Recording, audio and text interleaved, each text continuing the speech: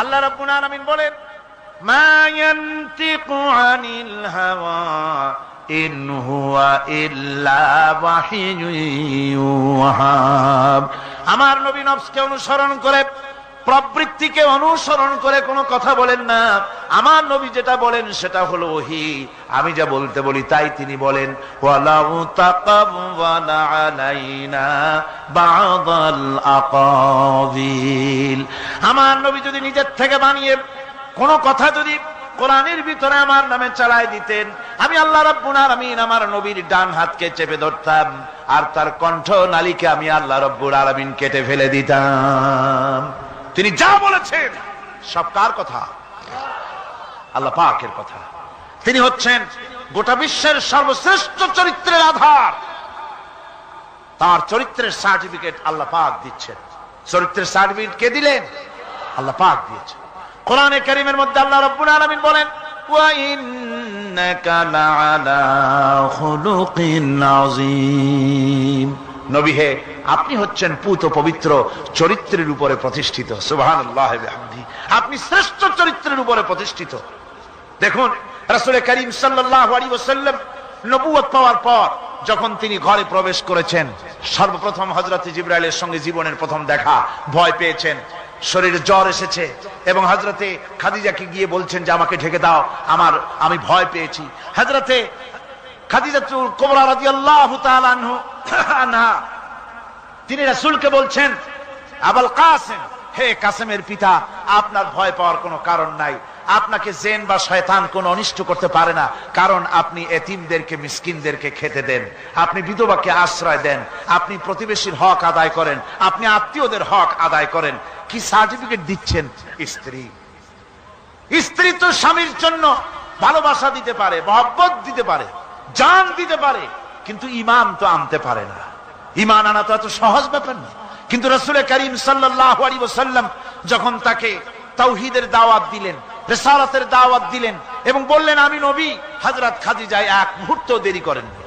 হযরতে খাদিজা তার কাছে রাসূলুল্লাহ যখন রিসালাতের দাওয়াত পেশ করলেন, সঙ্গে সঙ্গে হযরত খাদিজা পড়ে নিলেন, লা ইলাহা ইল্লাল্লাহু মুহাম্মাদুর রাসূলুল্লাহ।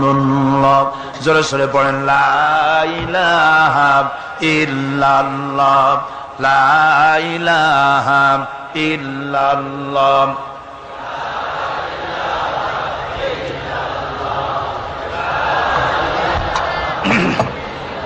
মুহাব্বতের সাথে জোরে সোরে পড়েন, লা ইলাহা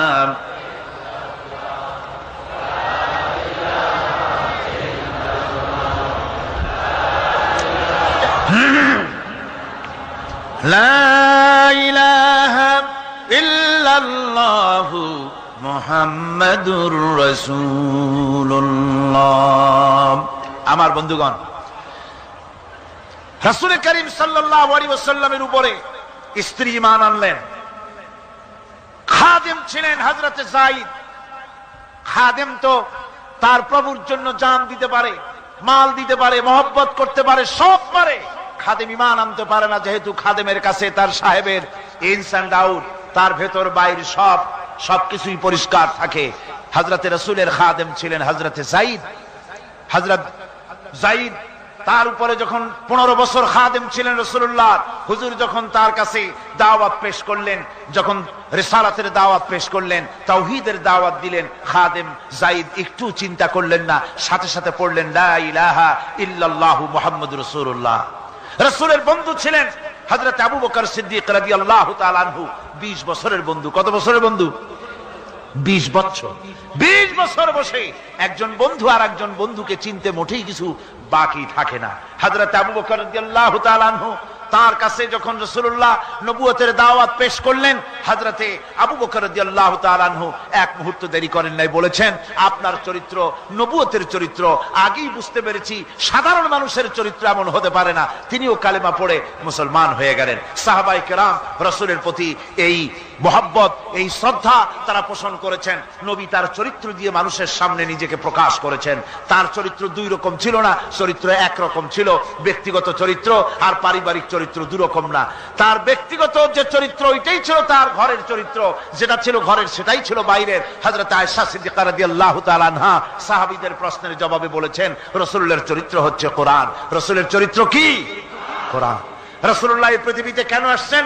আসার কারণ হলো তিনি হচ্ছেন আদর্শ। আল্লাহর নবী বলেছেন, লাকাদ কানা লাকুম ফি রাসূলিল্লাহি উসওয়াতুন হাসানাহ, তোমাদের জন্য গ্রহণযোগ্য মহত্তম আদর্শ হতেছে তোমাদের রাসূল। তোমাদের রাসূলের ভিতরেই তোমাদের আদর্শ রয়েছে, তার কাছ থেকে তোমরা আদর্শ গ্রহণ করো। তিনি এতিমের আদর্শ, শিশুর আদর্শ, কিশোরদের আদর্শ, যুবকের আদর্শ, তরুণের আদর্শ, বৃদ্ধের আদর্শ, পিতার আদর্শ, নানার আদর্শ, স্বামীর আদর্শ, সেনাপতির আদর্শ, শ্রমিকের আদর্শ, রাষ্ট্রপ্রধানেরও সকলের জন্য আদর্শ। যেই যুগে বেহাপনার উলঙ্গপনা দিয়েছিল সমাজ ভর্তি, আল্লাহর ঘর তাওয়াফ করে নারী আর পুরুষেরা উলঙ্গ হয়ে, সেই যুগে রাসূলুল্লাহ যখন কাবা শরীফ রিকনস্ট্রাকশন হচ্ছিল, পুনর্নির্মাণ হচ্ছিল, তখন তিনি বহন করছিলেন পাথরগুলি মাথায় করে। তার চাচা তাকে বললেন, তোমার তো বড্ড কষ্ট হচ্ছে, তুমি এখন এইটাকে ঘাড়ের উপরে, লুঙ্গিটা খুলা ঘাড়ের উপরে রেখে তারপর এটা বহন করো। হুজুর যখন লুঙ্গির গিরায় হাত দিয়েছেন খুলবেন এই চিন্তা করে ঘাড়ের উপরে রেখে পাথর বহন করবেন, লুঙ্গির গিটে হাত দিয়েছেন, খোলেন নাই। লুঙ্গির গিটের উপরে হাত রেখে তিনি চিন্তা করলেন, এতগুলি লোকের সামনে কাপড়টা খুললে পরে কি শরম হবে। কাপড় তো খোলেনি নাই, শুধু খুললে পরে কি লজ্জা হবে। এই আগাম শরমের অনুভূতিতে মুহাম্মদ সাল্লাল্লাহু আলাইহি ওয়াসাল্লাম বেহুশ হয়ে জমিনের উপরে পড়ে গিয়েছেন। আদর্শ কাকে বলে? শিশুর আদর্শ, কিশোরের আদর্শ, স্বামীর আদর্শ, পিতার আদর্শ, নানার আদর্শ, গোটা পৃথিবীর সমস্ত মানুষের আদর্শ রাসূল করিম সাল্লাল্লাহু আলাইহি ওয়াসাল্লাম। তার কাছে তিনি স্ত্রীদের আদর্শ ছিলেন, তিনি নানার আদর্শ ছিলেন। ইমাম হোসেনকে তিনি কোলে নিচ্ছেন, ঘাড়ে উঠছে বাচ্চা, বুকের উপরে উঠছে।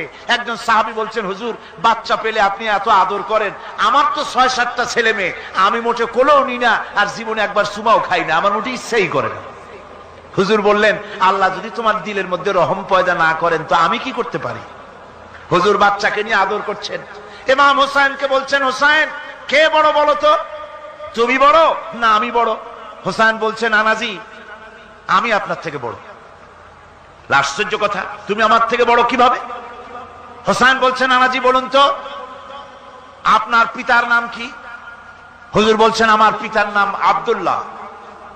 হোসেন বলছেন, এই আব্দুল্লাহ এই পর্যন্তই শেষ, আপনি তো আমার পিতার মতো পিতা পান নাই, আমার আব্বার মতো আব্বা আপনার আছে।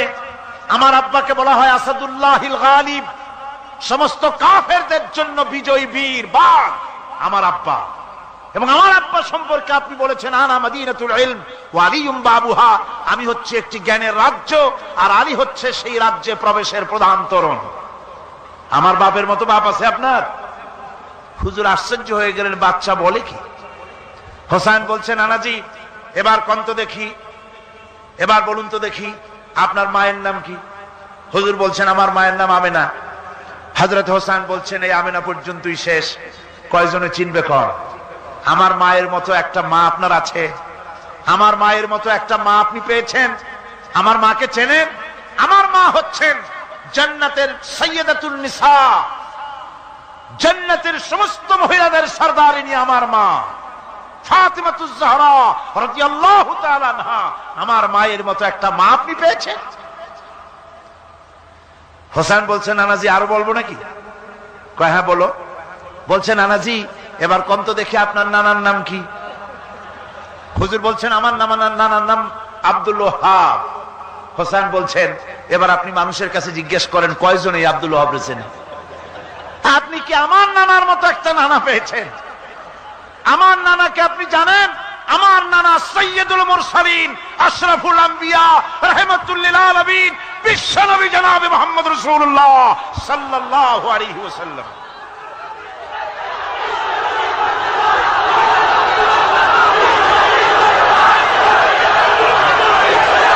রাসূল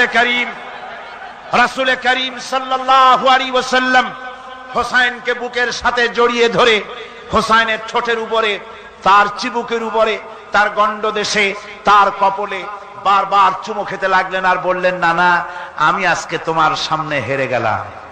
সুবহানাল্লাহি ওয়া বিহামদিহি। কি আদর করতেন তিনি বাচ্চাদেরকে। রাসূলুল্লাহ রাস্তা দিয়ে যেতেন আর বাচ্চারা খেলাধুলা ছেড়ে রাসূলের কাছে ছুটে আসতো। একবার তো রাসূলুল্লাহ একটা বাচ্চার মাথায় হাত বুলিয়ে খেলা ছেড়ে দিয়ে ছুটে আসছে। হুজুর তাকে জিজ্ঞেস করলেন, তোমার সাথে যে পাখিটা থাকতো সেই লাল পাখিটা কই? ছেলে তো কেঁদে ফেললো। ছেলে বলে ফেললো যে আপনি বিশ্বনবী, আমি একটা ছোট্ট মানুষ, আমার পাখির খবর আপনি রাখেন। সুবহানাল্লাহি ওয়া বিহামদিহি। রাসূলুল্লাহ তার চরিত্র দিয়ে মানুষকে জয় করেছিলেন, মুহাব্বত দিয়ে। তরবারি দিয়ে ইসলাম প্রতিষ্ঠিত হয় নাই, ইসলাম এসেছে মুহাব্বত দিয়ে, উদারতা দিয়ে, ভালোবাসা দিয়ে। তরবারি দিয়ে ইসলাম বিজয় হয় নাই পৃথিবীর বুকে। পিতামাতার প্রতি ভালোবাসা ইসলামের এক মহান শিক্ষা, যা দেখতে পাওয়া যায় রাসূলুল্লাহ সাল্লাল্লাহু আলাইহি ওয়াসাল্লামের চরিত্রে।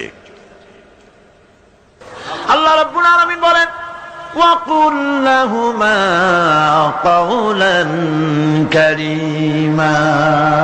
মা বাবার সঙ্গে সম্মানজনক কথা বলো, খবরদার বেয়াদবি করবে না। আর মা বাপের জন্য, তাদের জন্য আমি আল্লাহ রাব্বুল আলামিনের কাছে দোয়া করো, রব্বিরহামহুমা কামা রাব্বায়ানি সাগীরা। পড়েন সবাই, রব্বিরহামহুমা কামা রাব্বায়ানি সাগীরা। আল্লাহ রাব্বুল আলামিন শিখাই দিলেন, বান্দারে তোর মা বাপের জন্য আমার কাছে দোয়া কর, আয় আল্লাহ, আমার মা বাপ যেমন ছোট্টবেলায় আমাকে স্নেহের কোলে লালন পালন করেছে, মাবুদ গো, আমার মা বাপকে তোমার রহমতের কোলে লালন পালন করো। আল্লাহ শিখাই দিচ্ছে। হাদিস শরীফ এসেছে, হুজুর বসে আছেন মসজিদে নববীতে, সাহাবায়ে কেরাম বসা। এক বৃদ্ধা মহিলা প্রবেশ করেছেন মসজিদে, হুজুর তাকে দেখে দাঁড়ায় গেলেন। মহিলা আসার পর নবীজি নিজের গায়ের চাদর বিছিয়ে দিলেন। মহিলা চলে যাওয়ার পর সাহাবায়ে কেরাম জিজ্ঞেস করলেন, হুজুর, একজন সাধারণ মেয়ে লোকের জন্য হুজুর নিজের চাদর বিছাইলেন, বুঝলাম না ফজিলত কি, চিনলাম না মেয়ে লোকটাকে।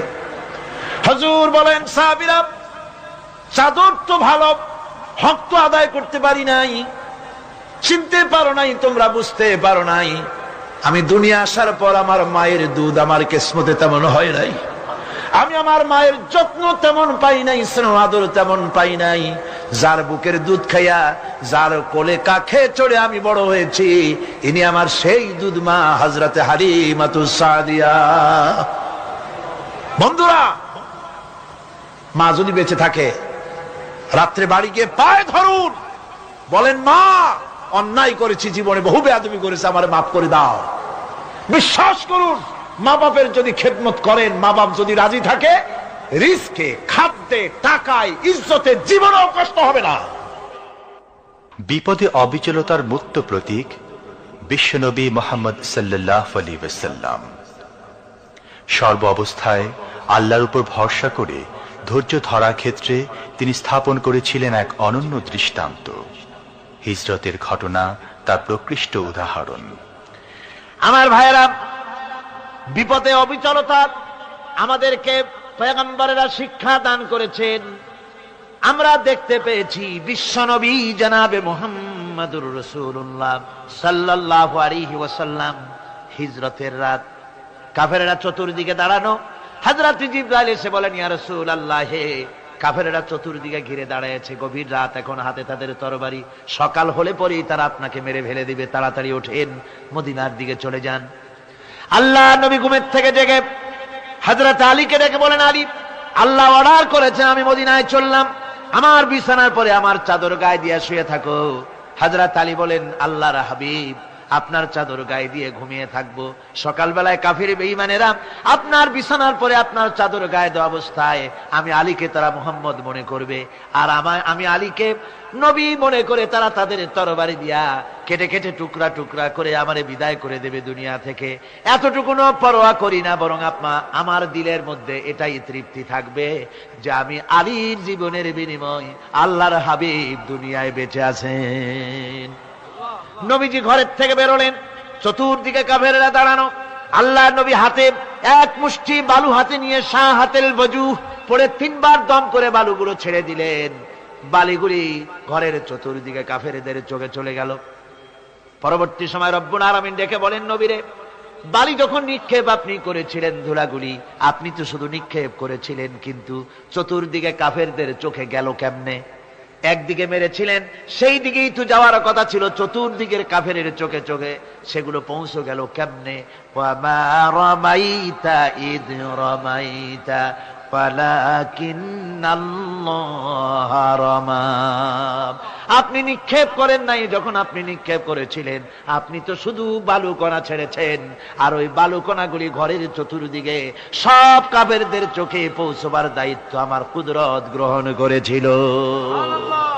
আমার ভাইয়েরা, নবীজি বিপদে, এতগুলি শত্রু তরবারি নিয়ে তিনি বিপদে ধৈর্য হারা হন নাই।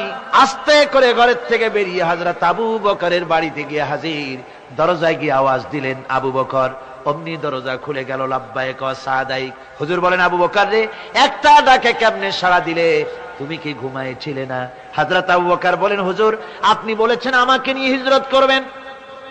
আমি মনে মনে চিন্তা করেছি, না জানি কত রাত্রে নবীজি আসেন, উঠতে যদি আমার দেরি হয়ে যায়, নবীজি যদি দরজার কাছে দাঁড়ায় দাঁড়ায় আমারে ডাকাডাকি করে, আর আমি যদি ঘুমায় থাকি, তাহলে আল্লাহর নবীর সঙ্গে বেয়াদবি হয়ে যাবে।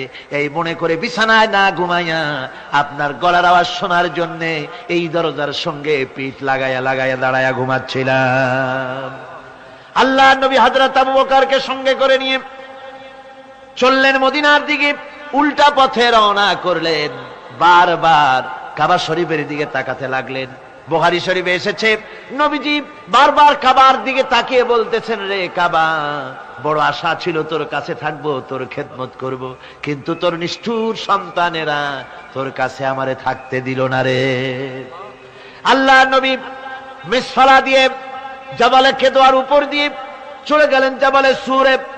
গুহার কাছে যখন গিয়েছেন, ফজর রক্ত হয়ে গেল। হযরত আবু বকর রাদিয়াল্লাহু তাআলা আনহু বলছেন, হুজুর, আর উপায় নাই, দিন হয়ে গেল, এখন বুঝি ধরা পড়ে যাব। ওই গুহার মধ্যে গিয়ে আশ্রয় নেই। তবে আপনি দাঁড়ান, গুহার ভিতরে পাহাড়িয়া গুহা, বিচ্ছু থাকতে পারে, সাপ থাকতে পারে, আমি আগে ঢুকি। যদি কোনো হিংস্র প্রাণী থাকে আমার উপর দিয়া আঘাত হয়ে যাক, আল্লাহর নবী হেফাজতে থাকুক। হযরত আবু বকর রাদিয়াল্লাহু তাআলা আনহু গুহার ভিতরে নামলেন। নেমে গুহা সাফ করে হুজুরকে ডাকলেন। হুজুর তাশরীফ ফরমালেন গুহার মধ্যে। হুজুর বলেন, আবু বকর, হেঁটে হেঁটে কষ্ট হয়ে গেছে, তুমি বসো, তোমার উরুর উপরে মাথা রেখে আমি একটু ঘুমায়ে যাই। আল্লাহর হাবিব ঘুমায়ে গেলেন। হযরত আবু বকর লক্ষ্য করে দেখেন চতুর্দিকে অনেকগুলি গর্ত দেখা যায়। এই গর্ত থেকে সাপ আসতে পারে, বিচ্ছু আসতে পারে মনে করে নিজের গায়ের চাদর ছিঁড়ে ছিঁড়ে গর্তগুলি বন্ধ করা শুরু করে দিলেন। কয়েকটা গর্ত বন্ধ করার মতো চাদর আর নাই, পাও দিয়ে চেপে ধরলেন। এক পাহাড়িয়া বিষধর সাপ বেরোবার জন্য চেষ্টা করে বেরোবার পথ খুঁজে না পেয়ে হযরত আবু বকরের পায়ের উপরে দংশন করেছে। বিষের যন্ত্রণায় হযরত আবু বকরের চোখ থেকে পানি দরদর করে পড়ছে। রাসূলুল্লাহর ঘুম ভেঙে গেল। আল্লাহর নবী তাকে বলেন, আবু বকর, চোখে পানি কেন? বাড়ির কথা বুঝি মনে পড়ে গেছে? হযরত আবু বকর বলেন, ইয়া রাসূলুল্লাহ, আল্লাহর নামে কসম করে বলি, যেই দিন আমি ঈমান এনেছি ওই দিন থেকে আমার মা বাপ, আমার কোলে আমার সন্তান, আমার স্ত্রী, আমার জায়গা জমি ঘর বাড়ি, এমনকি আমার নিজের আত্মার চাইতে হুজুর আপনারে ভালোবাসি বেশি। তাহলে কাঁদো কেন? হযরত আবু বকর বলেন, হুজুর, বাড়ির জন্য কাঁদি না, ছেলে পেলের জন্য কাঁদি না, সাপে দংশন করেছে, যন্ত্রণায় কাঁদতেছি। আল্লাহ নবী সঙ্গে সঙ্গে মুখ থেকে থুতু বার করে যন্ত্রণার জায়গায় লাগাই দিলেন। সঙ্গে সঙ্গে যন্ত্রণা বন্ধ হয়ে গেল। হুজুর বললেন, আবু বকর, প্রথম যখন তোমার এই আঘাত করেছিল সাপে, আমাকে কেন তাড়াতাড়ি বলো নাই? এতক্ষণ তো তোমার কষ্ট হতো না। হযরত আবু বকর বলেন, ইয়া রাসূলুল্লাহ, ওটা তো সাপে কাটার যন্ত্রণা, ওই যন্ত্রণায় আমার রক্ত জ্বলতেছে, যন্ত্রণায় যন্ত্রণায় আমার কলেজাটা যদি ফেটেও যেত, আল্লাহর হাবিব আরাম ফরমাচ্ছিলেন, আমি তাকে আরামে বিঘ্ন ঘটাতে পারতাম না। আমার ভাইয়েরা, হযরতে আবু বকর, হযরতে রাসূল দুজন বসে আছেন। এমনি সময় কাফের বেঈমানেরা খুঁজতে খুঁজতে জায়গা মতো এসে গেছে। একজনে বলে ভিতরে আছে, আর একজনে বলে নাই। পায়ের যদি থাকবে তাহলে মাকড়সায় জাল বুনালো কি করে? পাখি ডিম পেড়ে বসে আছে কি করে তাদের সন্দেহ হতে লাগলো। এর মধ্যে নাই একজন বলে আছে আর একজন বলে নাই। হযরত আবু বকর ভয়ের চোটে কেঁদে ফেলেছেন, হুজুর আর উপায় নাই। এই যে অবস্থা, এই অবস্থার ভিতরে, এই অবস্থার ভেতরেও আল্লাহ নবী এতটুকু ঘাবড়ে যান নাই। শত্রুরা তরবারি নিয়ে এসেছে, সুযোগ পেলেই একটু তাকালেই দেখতে পাবে, তুলে মেরে ফেলে দেবে। আল্লাহর হাবিব মোটেই ধৈর্য হারালেন না, এতটুকুন হতাশ হলেন না। আল্লাহ পাকের হাবিব তার সাথীকে কি বললেন তখন কোরআনে কারীম সূরা তাওবার মধ্যে আল্লাহ তা উদ্ধৃত করেছেন মুমিনদের জন্য। ইযহুমা ফিল গার ইয ইয়াকুলু লিসাহিবিহি লা তাহজান ইন্নাল্লাহা মা'ানা। ও আমার সাথী, ও বন্ধু, ভয় করো না, চিন্তা করো না, আমরা মাইনরিটি নই, আমরাই মেজরিটি। তার কারণ আল্লাহ আমাদের সাথে আছেন। সুবহানাল্লাহ। রাসূলুল্লাহ সাল্লাল্লাহু আলাইহি ওয়াসাল্লাম অত্যন্ত সাদাসিধে জীবন যাপন করতেন। হিজরত করে মদিনায় গিয়ে ইসলামী রাষ্ট্র কায়েম করার পরও তার দায়িত্বটা কাটেনি। হাদিসে এসেছে সে কথা। হযরত আবু হুরায়রা রাদিয়াল্লাহু তাআলা আনহু বলেন, আমি রাসূলুল্লাহর কাছে গেলাম, হুজুরকে গিয়ে সালাম করলাম। আল্লাহর নবী সালামের জবাব দিলেন, কিন্তু দেখতে পেলাম মুখ নড়ে, আওয়াজ বেরোলো না। কারণ কি? কাছে গিয়ে দেখি নবীজি ক্ষুধার যন্ত্রণায় কথা বলতেছেন, আওয়াজ বেরোতেছে না। এত ক্ষুধা লেগেছে আল্লাহর নবীর। 2-4 দিন চলে গেছে, খাবার নাই। রাসূলুল্লাহ সমস্ত গনিমতের মাল, যাকাত সদকার মালগুলি, খাদ্য দ্রব্যগুলি দুহাতে বিতরণ করেছেন। নিজের পেটে খাবার নাই, মানুষকে দিতেছেন। দিতে দিতে এশার নামাজ পড়ে নবীজি ঘরের মধ্যে প্রবেশ করে হযরত আয়েশা সিদ্দিকা রাদিয়াল্লাহু তাআলা আনহাকে ডেকে বলেন, আয়েশা রে, সারাদিন কষ্ট করেছি, দারুণ ক্ষুধা লেগেছে, তাড়াতাড়ি করে কিছু খাবার আমারে এনে দাও। হযরত আয়েশা হুজুরের ক্ষুধার্ত শ্রান্ত ক্লান্ত চেহারার দিকে তাকাইয়া হযরত আয়েশা কেঁদে ফেলেছেন। হযরত মা আয়েশা কাঁদেন আর বলেন, ইয়া রাসূলুল্লাহ, হে আল্লাহর নামের কসম করে বলি, আমি আয়েশার ঘরে কোনো পানি ছাড়া কোনো খাবার নাই। এই ছিল রাসূলের আদর্শ। হাদিস শরীফে এসেছে, আল্লাহর নবী বলেন, তোমরা যদি রাষ্ট্রীয় ক্ষমতায় যাও, বাড়ি না থাকলে সরকারি খরচ একটা বাড়ি নিতে পারো। তোমার যদি যানবাহন না থাকে, সরকারি খরচে যানবাহন নিতে পারো। ছেলে মেয়ের কাপড় চোপড়, লেখাপড়া, শিক্ষা, চিকিৎসার জন্য যদি না থাকে, তাহলে তুমি সরকার থেকে নিতে পারো। কিন্তু এর থেকে এক চুল পরিমাণ যদি পাও বাড়াও, সরকারের মাল জনগণের মাল, এর থেকে প্রয়োজনের বাইরে যদি তুমি নিজের জন্য নিতে থাকো, কিয়ামতের দিন আল্লাহর দরবারে চোরের কাতারে তোমারে দাঁড়ানো লাগবে। দুনিয়ায় যত সম্মান পাও না কেন, কিয়ামতে আল্লাহর দরবারে কিসের কাতারে দাঁড়াবে? চোরের কাতারে দাঁড়াতে হবে। রাসূল পাক সাল্লাল্লাহু আলাইহি ওয়াসাল্লাম এমন এক সমাজ কায়েম করেছিলেন। আমার হতাশাগ্রস্ত ছাত্ররা, যেসব ছাত্ররা সমাজতন্ত্র তোমরা করো, যারা সমাজতন্ত্র করতে হতাশাগ্রস্ত হয়েছে, এখন যাব কোথায় বলে হতাশ হয়ে গিয়েছো তোমরা, আমরা তোমাদেরকে দাওয়াত দেই, কোরআনের মাহফিল থেকে দাওয়াত দেই, ফিরে আসো। হতাশ হওয়ার কোনো কারণ নাই। লেনিন মরার, ও মরে গেছে। কার্ল মার্কস মরার, মরে গেছে, পচে গেছে, গলে গেছে, দুনিয়া থেকে শেষ হয়ে গিয়েছে। আল্লাহর নবীর নেতৃত্ব, সূর্য যতদিন উঠবে আর ডুববে, নবীজির নেতৃত্ব শেষ হবে না।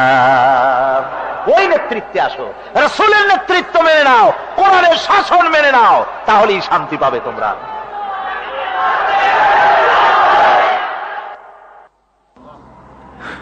আল্লাহর নবী দুপুরে আরাম করতেছিলেন। হযরত ওমর বলেন, আমি দেখতে গিয়েছিলাম রাসূলুল্লাহকে, আমি যাই সালাম দিলাম, হুজুর উঠে বসলেন। আমি দেখি খেজুরের পাতা দিয়া বুনানো দড়ি, সেই দড়ি দিয়া বুনানো খাটিয়া এখনো মক্কা মদিনায় আছে, যারা হজ করতে গেছেন দেখেছেন। ওই দড়ি দিয়া বুনানো খাটিয়া, ওর উপরে তোশক নাই, বিছানার চাদর নাই, নিজের হাত মোবারক মাথার তলে দিয়া রাসূল শুয়ে আছেন। ওমরকে দেখে হুজুর উঠে বসলেন। ওমর বলেন, আমি রাসূলের পিঠের দিকে তাকায় দেখি দড়িগুলোর দাগ কেটে আছে। আমি সহ্য করতে পারলাম না, আমি শিশুর মতো ডুকরে কেঁদে উঠলাম, বললাম, ইয়া রাসূলুল্লাহ, এই পৃথিবীর কাফির বেঈমানেরা এত শান্তি করলো দুনিয়ায়, আর আল্লাহর হাবিবের পিঠে দড়ির দাগ বরদাস্ত করতে পারছি না। আপনি আমার অনুমতি দেন, একটা তোশক আপনার জন্য বানায় দেই, হুজুর আমার বলেন, ওমর রে শোনো, দুনিয়ায় শান্তি করার জন্য আমি আসি নাই। আমি যদি হুকুম করি উহুদ পাহাড় আমার জন্য সোনায় পরিণত হয়ে যা, উহুদ পাহাড়টা আমার জন্য সোনা হয়ে যেতে পারে।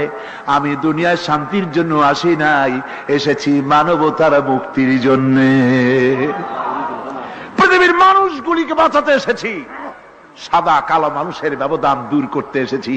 রাসূলুল্লাহ নারীর অধিকার দিলেন, সাদা কালা মানুষের ব্যবধান দূর করে দিলেন। পাহাড় সমান উঁচা সাদা কালা মানুষের অধিকারকে প্রতিষ্ঠিত করলেন, বললেন মানুষে মানুষে কোনো পার্থক্য নাই। আরবের উপরে অনারবের, অনারবের উপরে আরবের, ভাষার সাদার উপরে কালোর, কালোর উপরে সাদার, কোন বর্ণ বৈষম্য ইত্যাদি দিয়ে মানুষের ফজিলত হয় না। মানুষের মর্যাদা বাড়ে। ইন্না আকরামাকুম ইনদাল্লাহি আতকাকুম। মানুষের মধ্যে মর্যাদা তোমাদের মধ্যে আল্লাহর কাছে তার যে ব্যক্তি তোমাদের মধ্যে আল্লাহকে বেশি ভয় করে। সুবহানাল্লাহ কোন, সুবহানাল্লাহ কোন। আমার ভাইয়েরা, নবীজি মদিনা মুনাওয়ারায় ইসলামী রাষ্ট্রের রাষ্ট্রপ্রধান হয়েছেন। আজ বাজারে যেতেছেন, যাওয়ার সময় ডেকে ডেকে বলেন, বিধবাদের বাড়ির সামনে দিয়ে যায়, তোমাদের বাজার লাগবে নাকি? এতিমের বাড়ির সামনে থেকে যায়, তোমাদের বাজার লাগবে নাকি? আমারে বলো, আমি বাজার করে এনে দেব। নিজের পেটে খাবার নাই, দুয়ারে দুয়ারে খাবার পৌঁছে গেছে, খাবারের অভাব নাই, মানুষ খাওয়া পেয়েছে, পড়া পেয়েছে, চুরি ডাকাতি বন্ধ হয়ে গেছে। হুজুর বলেন, খায়রুল কুরুনে কারনি, সর্বশ্রেষ্ঠ যুগ আমার যুগ। সুদ বন্ধ হয়ে গেল। রাসূলুল্লাহ বললেন, সুদ আর চলবে না, হারাম। সুদ বন্ধ হয়ে গেল। হুজুর ব্যাংক চালু করে দিলেন। ব্যাংকের নাম হলো বাইতুল মাল। কি নাম হলো? এই ব্যাংক যেদিন রাসূলুল্লাহ উদ্বোধন করেন, আল্লাহর নবী বাইতুল মাল ব্যাংক উদ্বোধনের দিনে যে বক্তৃতা করলেন, বুখারীতে সেই বক্তৃতা লেখা হয়ে গেল। আল্লাহর নবী বলেন, মান তারাকা দায়নান আও দিয়ান ফালাইয়া। আমার এই রাষ্ট্রের ভিতরে কোন মানুষ যদি ঋণগ্রস্ত অবস্থায় মারা যায় আর ঋণ পরিশোধ করার মতো অর্থ যদি তার কাছে না থাকে, তাহলে তার ঋণ পরিশোধের দায়িত্ব, তার বিধবা স্ত্রী আর তার এতিম বাল বাচ্চার সব দায়িত্ব আমি মুহাম্মদ সাল্লাল্লাহু আলাইহি ওয়াসাল্লাম আমার কাঁধের উপরে উঠাইয়া নিলাম। এমন সুন্দর রাষ্ট্র চালু হয়ে গেছে, মানুষ খাবার পেয়েছে, পড়ার পেয়েছে। বুড়োরা, যাদের কাজ নাই, বুড়ো মানুষ কাজ করতে পারে না, তারা বসে বসে খাবারের ব্যবস্থা হয়ে গেছে। যুবকদের চাকরি হয়ে গেছে, বেকার কেউ আর বেকার নাই, সব কাজে ব্যস্ত হয়ে গেছে, মানুষের কাছে কাজ মিলেছে। কৃষক তাদের উৎপাদিত পণ্যের সঠিক মূল্য পাচ্ছে, শ্রমিক শ্রমের মর্যাদা পাচ্ছে, শ্রমিক মর্যাদা পাচ্ছে। রাসূলুল্লাহ বলেছেন, শ্রমিক আর মালিক মনিব আর গোলামের সম্পর্ক না, সম্পর্ক ভাই ভাই। সম্পর্ক কি? শ্রমিকের মর্যাদা রাসূলুল্লাহ এভাবে দিলেন, নিজে শ্রম দিলেন। মদিনার 8 বছর চলে যাওয়ার পর হযরত আয়েশা রাসূলুল্লাহকে দেখলেন মাজা কুজা। হযরত আয়েশা বলেন, হুজুর মাজাটা কুজা কেন? বয়সের কারণে হলো নাকি? হুজুর বলেন, না, বয়সের কারণে হয় নাই। এই মদিনার চতুর্দিকে কাফির বেঈমানেরা যখন মদিনাকে আক্রমণ করেছিল, আমি তখন মদিনার চতুর্দিকে খন্দক পরিখা খনন করেছিলাম, 3 মাইল লম্বা, 15 ফিট গভীর, 30 ফিট চওড়া। সাহাবীরা মাটি কেটেছে, আমি মাটি বহন করেছি, আবার আমি মাটি কেটেছি, সাহাবীরা মাটি কেটেছে। মাটি কেটে আর মাটির ঝুড়ি বহন করে করে কোমরে যে বেদনা হয়েছিল, আজ পর্যন্ত সেই বেদনা সেরে যায় নাই। এই হলো আমার রাসূল, এ হলো বিশ্ব নবী। কি নবী? চিল্লা এখন, কি নবী?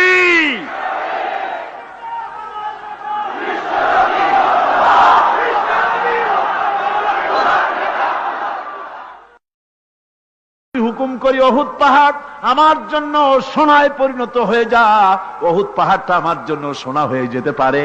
আমি দুনিয়ায় শান্তির জন্য আসি নাই, এসেছি মানবতার মুক্তির জন্য। পৃথিবীর মানুষগুলিকে বাঁচাতে এসেছি, সাদা কালো মানুষের ব্যবধান দূর করতে এসেছি।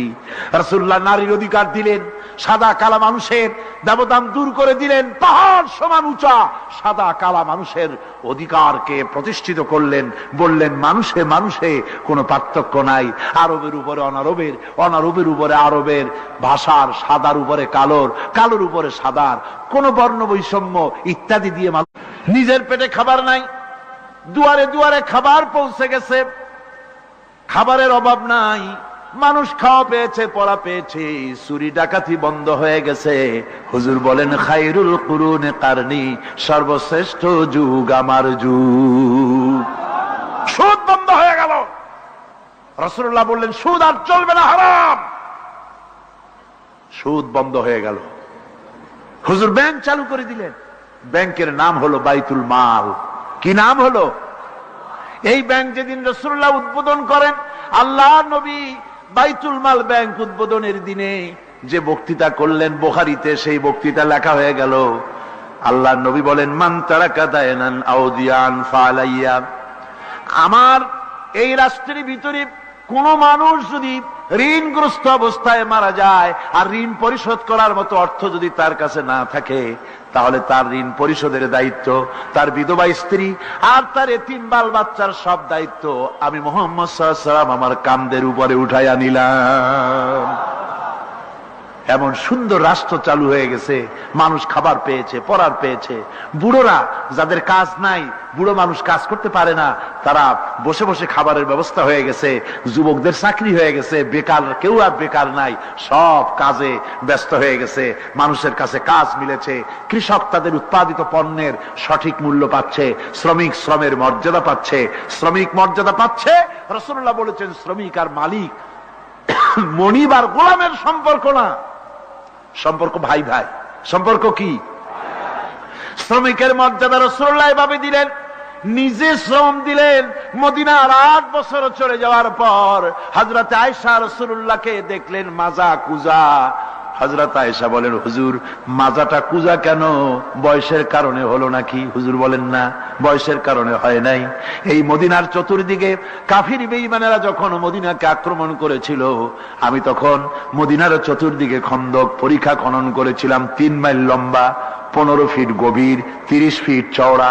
সাহাবীরা মাটি কেটেছে, আমি মাটি বহন করেছি, আবার আমি মাটি কেটেছি, সাহাবীরা মাটি কেটেছে। মাটি কেটে আর মাটির ঝুড়ি বহন করে করে কোমরে যে বেদনা হয়েছিল আজ পর্যন্ত সেই বেদনা সেরে যায় নাই। এই হলো আমার রাসূল, এ হলো বিশ্ব নবী। কি নবী? সিল্লা এখন কি নবী?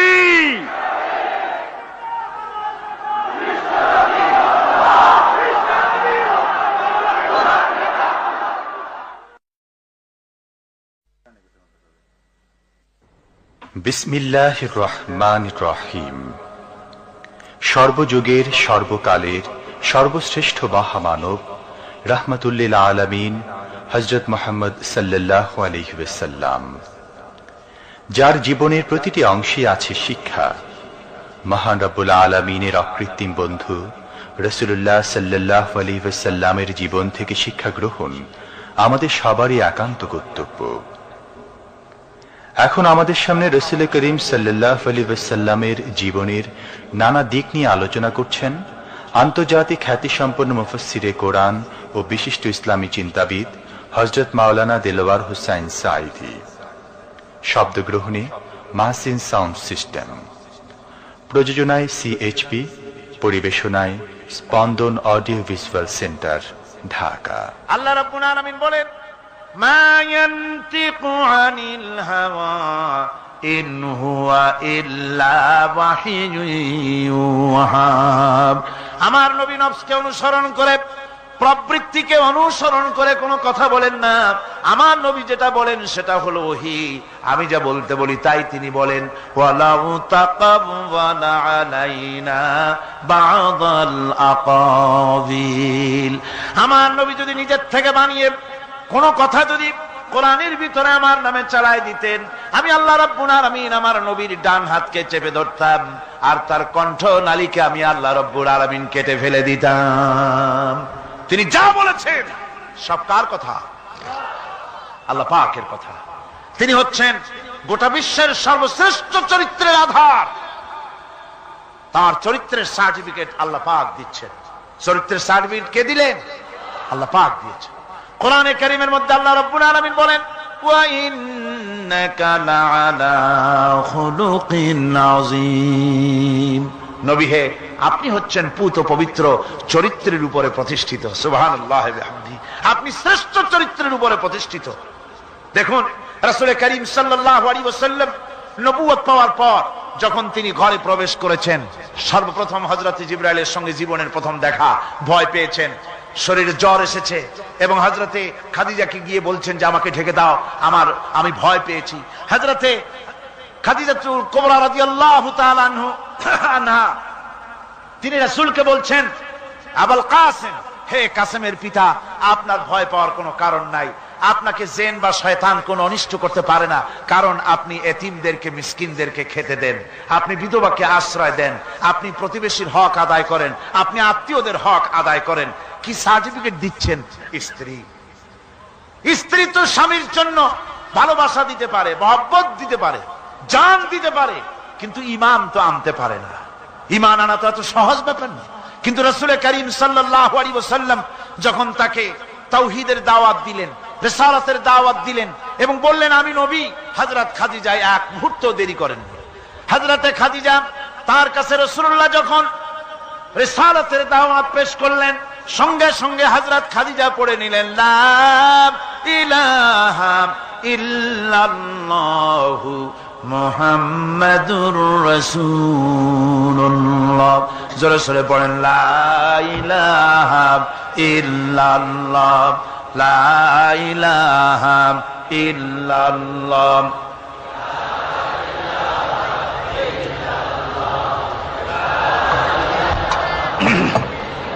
মুহাব্বতের সাথে জোরে জোরে পড়েন লা ইলাহা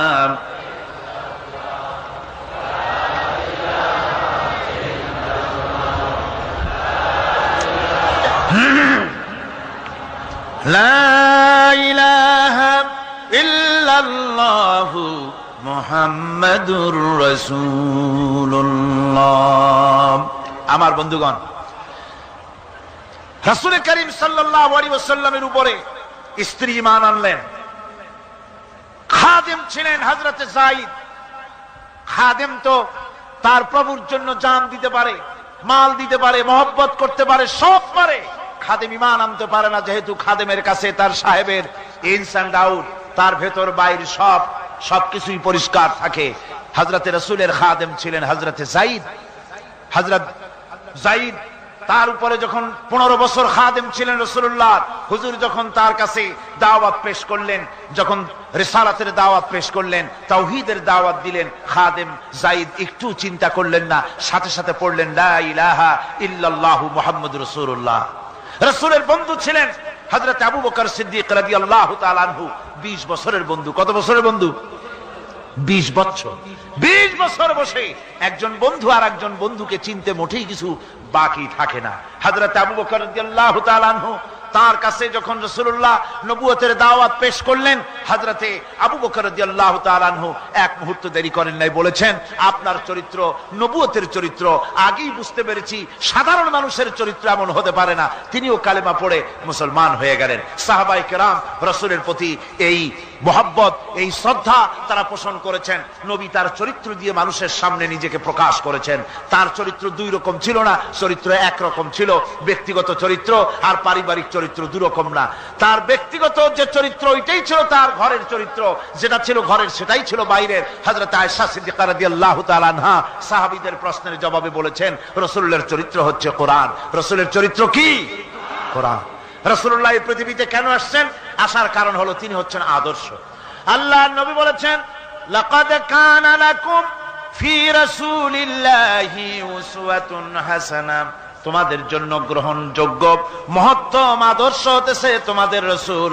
তোমাদের রাসূলের ভিতরে তোমাদের আদর্শ রয়েছে, তার কাছ থেকে তোমরা আদর্শ গ্রহণ করো। তিনি এতিমের আদর্শ, শিশুর আদর্শ, কিশোরদের আদর্শ, যুবকের আদর্শ, তরুণের আদর্শ, বৃদ্ধের আদর্শ, পিতার আদর্শ, নানার আদর্শ, স্বামীর আদর্শ, সেনাপতির আদর্শ, শ্রমিকের আদর্শ, রাষ্ট্রপ্রধানেরও সকলের জন্য আদর্শ। যেই যুগে বেহায়াপনার উলঙ্গপনা দিয়েছিল সমাজ ভর্তি, আল্লাহর ঘর তাওয়াফ করে নারী আর পুরুষেরা উলঙ্গ হয়ে, সেই যুগে রাসূলুল্লাহ যখন কাবা শরীফ রিকনস্ট্রাকশন হচ্ছিল, পুনর্নির্মাণ হচ্ছিল, তখন তিনি বহন করছিলেন পাথরগুলি মাথায় করে। তার চাচা তাকে বললেন তোমার তো বড্ড কষ্ট হচ্ছে, তুমি এখন এইটাকে ঘাড়ের উপরে লুঙ্গিটা খুলা ঘাড়ের উপরে রেখে তারপর এটা বহন করো। হুজুর যখন লুঙ্গির গিরায় হাত দিয়েছেন খুলবেন এই চিন্তা করে ঘাড়ের উপরে রেখে পাথর বহন করবেন, লুঙ্গির গিটে হাত দিয়েছেন খোলেন নাই। লুঙ্গির গিটের উপরে হাত রেখে তিনি চিন্তা করলেন এতগুলি লোকের সামনে কাপড়টা খুললে পরে কি শরম হবে। কাপড় তো খোলেনি নাই, শুধু খুললে পরে কি লজ্জা হবে। এই আগাম শরমের অনুভূতিতে মুহাম্মদ সাল্লাল্লাহু আলাইহি ওয়াসাল্লাম বেহুশ হয়ে জমিনের উপরে পড়ে গিয়েছেন। আদর্শ কাকে বলে? শিশুর আদর্শ, কিশোরের আদর্শ, স্বামীর আদর্শ, পিতার আদর্শ, নানার আদর্শ, গোটা পৃথিবীর সমস্ত মানুষের আদর্শ রাসূল করিম সাল্লাল্লাহু আলাইহি ওয়াসাল্লাম। তার কাছে তিনি স্ত্রীদের আদর্শ ছিলেন, তিনি নানার আদর্শ ছিলেন। ইমাম হোসেনকে তিনি কোলে নিচ্ছেন, ঘাড়ে উঠছে বাচ্চা, বুকের উপরে উঠছে। একজন সাহাবী বলছেন, হুজুর বাচ্চা পেলে আপনি এত আদর করেন, আমার তো ৬-৭টা ছেলে মেয়ে, আমি মোটে কোলেও নি না, আর জীবনে একবার সুমাও খাই না, আমার মোটে ইচ্ছাই করে না। হুজুর বললেন, আল্লাহ যদি তোমার দিলের মধ্যে রহম পয়দা না করেন তো আমি কি করতে পারি। হুজুর বাচ্চাকে নিয়ে আদর করছেন। ইমাম হোসেনকে বলছেন, হোসেন কে বড় বলো তো, তুমি বড় না আমি বড়? হোসেন বলছেন, নানাজি আমি আপনার থেকে বড়। আশ্চর্য কথা, তুমি আমার থেকে বড় কিভাবে? হোসেন বলছেন, নানাজি বলুন তো আপনার পিতার নাম কি? হুজুর বলছেন, আমার পিতার নাম আব্দুল্লাহ। হোসেন বলছেন, এই আব্দুল্লাহ এই পর্যন্তই শেষ, আপনি তো আমার পিতার মতো পিতা পান নাই, আমার আব্বার মতো আব্বা আপনার আছে। আমার আব্বাকে বলা হয় আসাদুল্লাহিল গালিব, সমস্ত কাফেরদের জন্য বিজয়ী বীর বাঘ আমার আব্বা। এবং আমার আব্বা সম্পর্কে আপনি বলেছেন, আনা মাদিনাতুল ইলম ওয়া আলিয়ুম বাবুহা, আমি হচ্ছে একটি জ্ঞানের রাজ্য আর আলী হচ্ছে সেই রাজ্যে প্রবেশের প্রধান তোরণ। আমার বাপের মতো বাপ আছে আপনার? হুজুর আশ্চর্য হয়ে গেলেন, বাচ্চা বলে কি? হোসেন বলছেন, নানাজি এবার কোন তো দেখি, এবার বলুন তো দেখি আপনার মায়ের নাম কি? হুজুর বলছেন, আমার মায়ের নাম আমেনা। হযরত হোসেন বলছেন, এই আমেনা পর্যন্তই শেষ, কয়জনে চিনবে কর? আমার মায়ের মতো একটা মা আপনার আছে? আমার মায়ের মতো একটা মা আপনি পেয়েছেন? আমার মাকে চেনেন? আমার মা হচ্ছেন জান্নাতের সাইয়্যিদাতুন নিসা, জান্নাতের সমস্ত মহিলাদের সরদারিনী আমার মা ফাতিমাতুজ জাহরা রাদিয়াল্লাহু তাআলা আনহা। আমার মায়ের মতো একটা মা আপনি পেয়েছেন? হোসেন বলছেন, নানাজি আরো বলবো নাকি? কয় হ্যাঁ বলো। বলছেন, নানাজি এবার কোন তো দেখি আপনার নানার নাম কি? হুজুর বলছেন, আমার নানার নাম আব্দুল ওয়াহাব। হোসেন বলছেন, এবার আপনি মানুষের কাছে জিজ্ঞেস করেন কয়জন এই আব্দুল ওয়াহাব রয়েছেন? আপনি কি আমার নানার মতো একটা নানা পেয়েছেন? আমার নানাকে আপনি জানেন? আমার নানা সাইয়্যিদুল মুরসালিন, আশরাফুল আম্বিয়া, রাহমাতুল লিল আলামিন, বিশ্বনবী জনাবে মুহাম্মদ রাসূলুল্লাহ সাল্লাল্লাহু আলাইহি ওয়াসাল্লাম।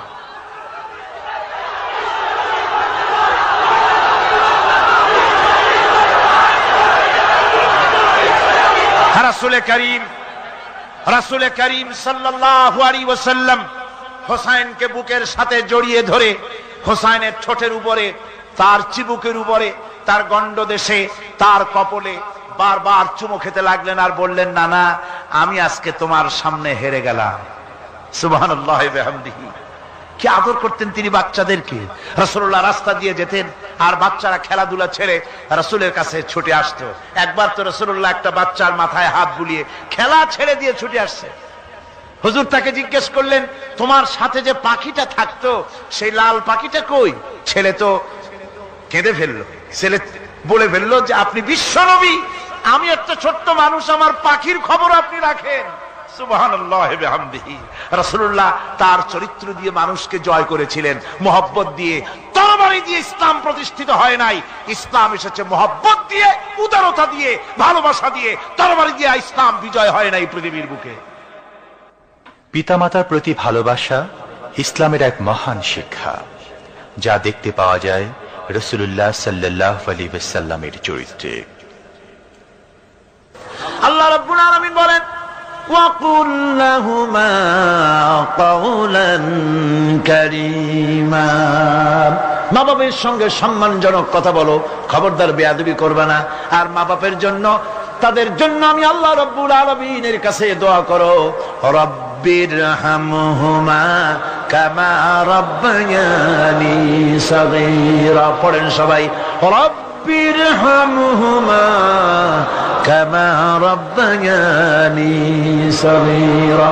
আল্লাহ রাব্বুল আলামিন শিখাই দিলেন বান্দারে, তোর মা বাপের জন্য আমার কাছে দোয়া কর, আয় আল্লাহ আমার মা বাপ যেমন ছোট্ট বেলায় আমাকে স্নেহের কোলে লালন পালন করেছে, মাবুদ গো আমার মা বাপকে তোমার রহমতের কোলে লালন পালন করো।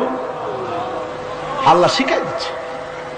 হাদিস শরীফ এসেছে, হুজুর বসে আছেন মসজিদে নববীতে, সাহাবায়ে কেরাম বসা, এক বৃদ্ধা মহিলা প্রবেশ করেছেন মসজিদে, হুজুর তাকে দেখে দাঁড়ায় গেলেন। মহিলা আসার পর নবীজি নিজের গায়ের চাদর বিছিয়ে দিলেন। মহিলা চলে যাওয়ার পর সাহাবায়ে কেরাম জিজ্ঞেস করলেন, হুজুর একজন সাধারণ মেয়ে লোকের জন্য হুজুর নিজের চাদর বিছাইলেন, বুঝলাম না ফজিলত কি, চিনলাম না মেয়ে লোকটাকে।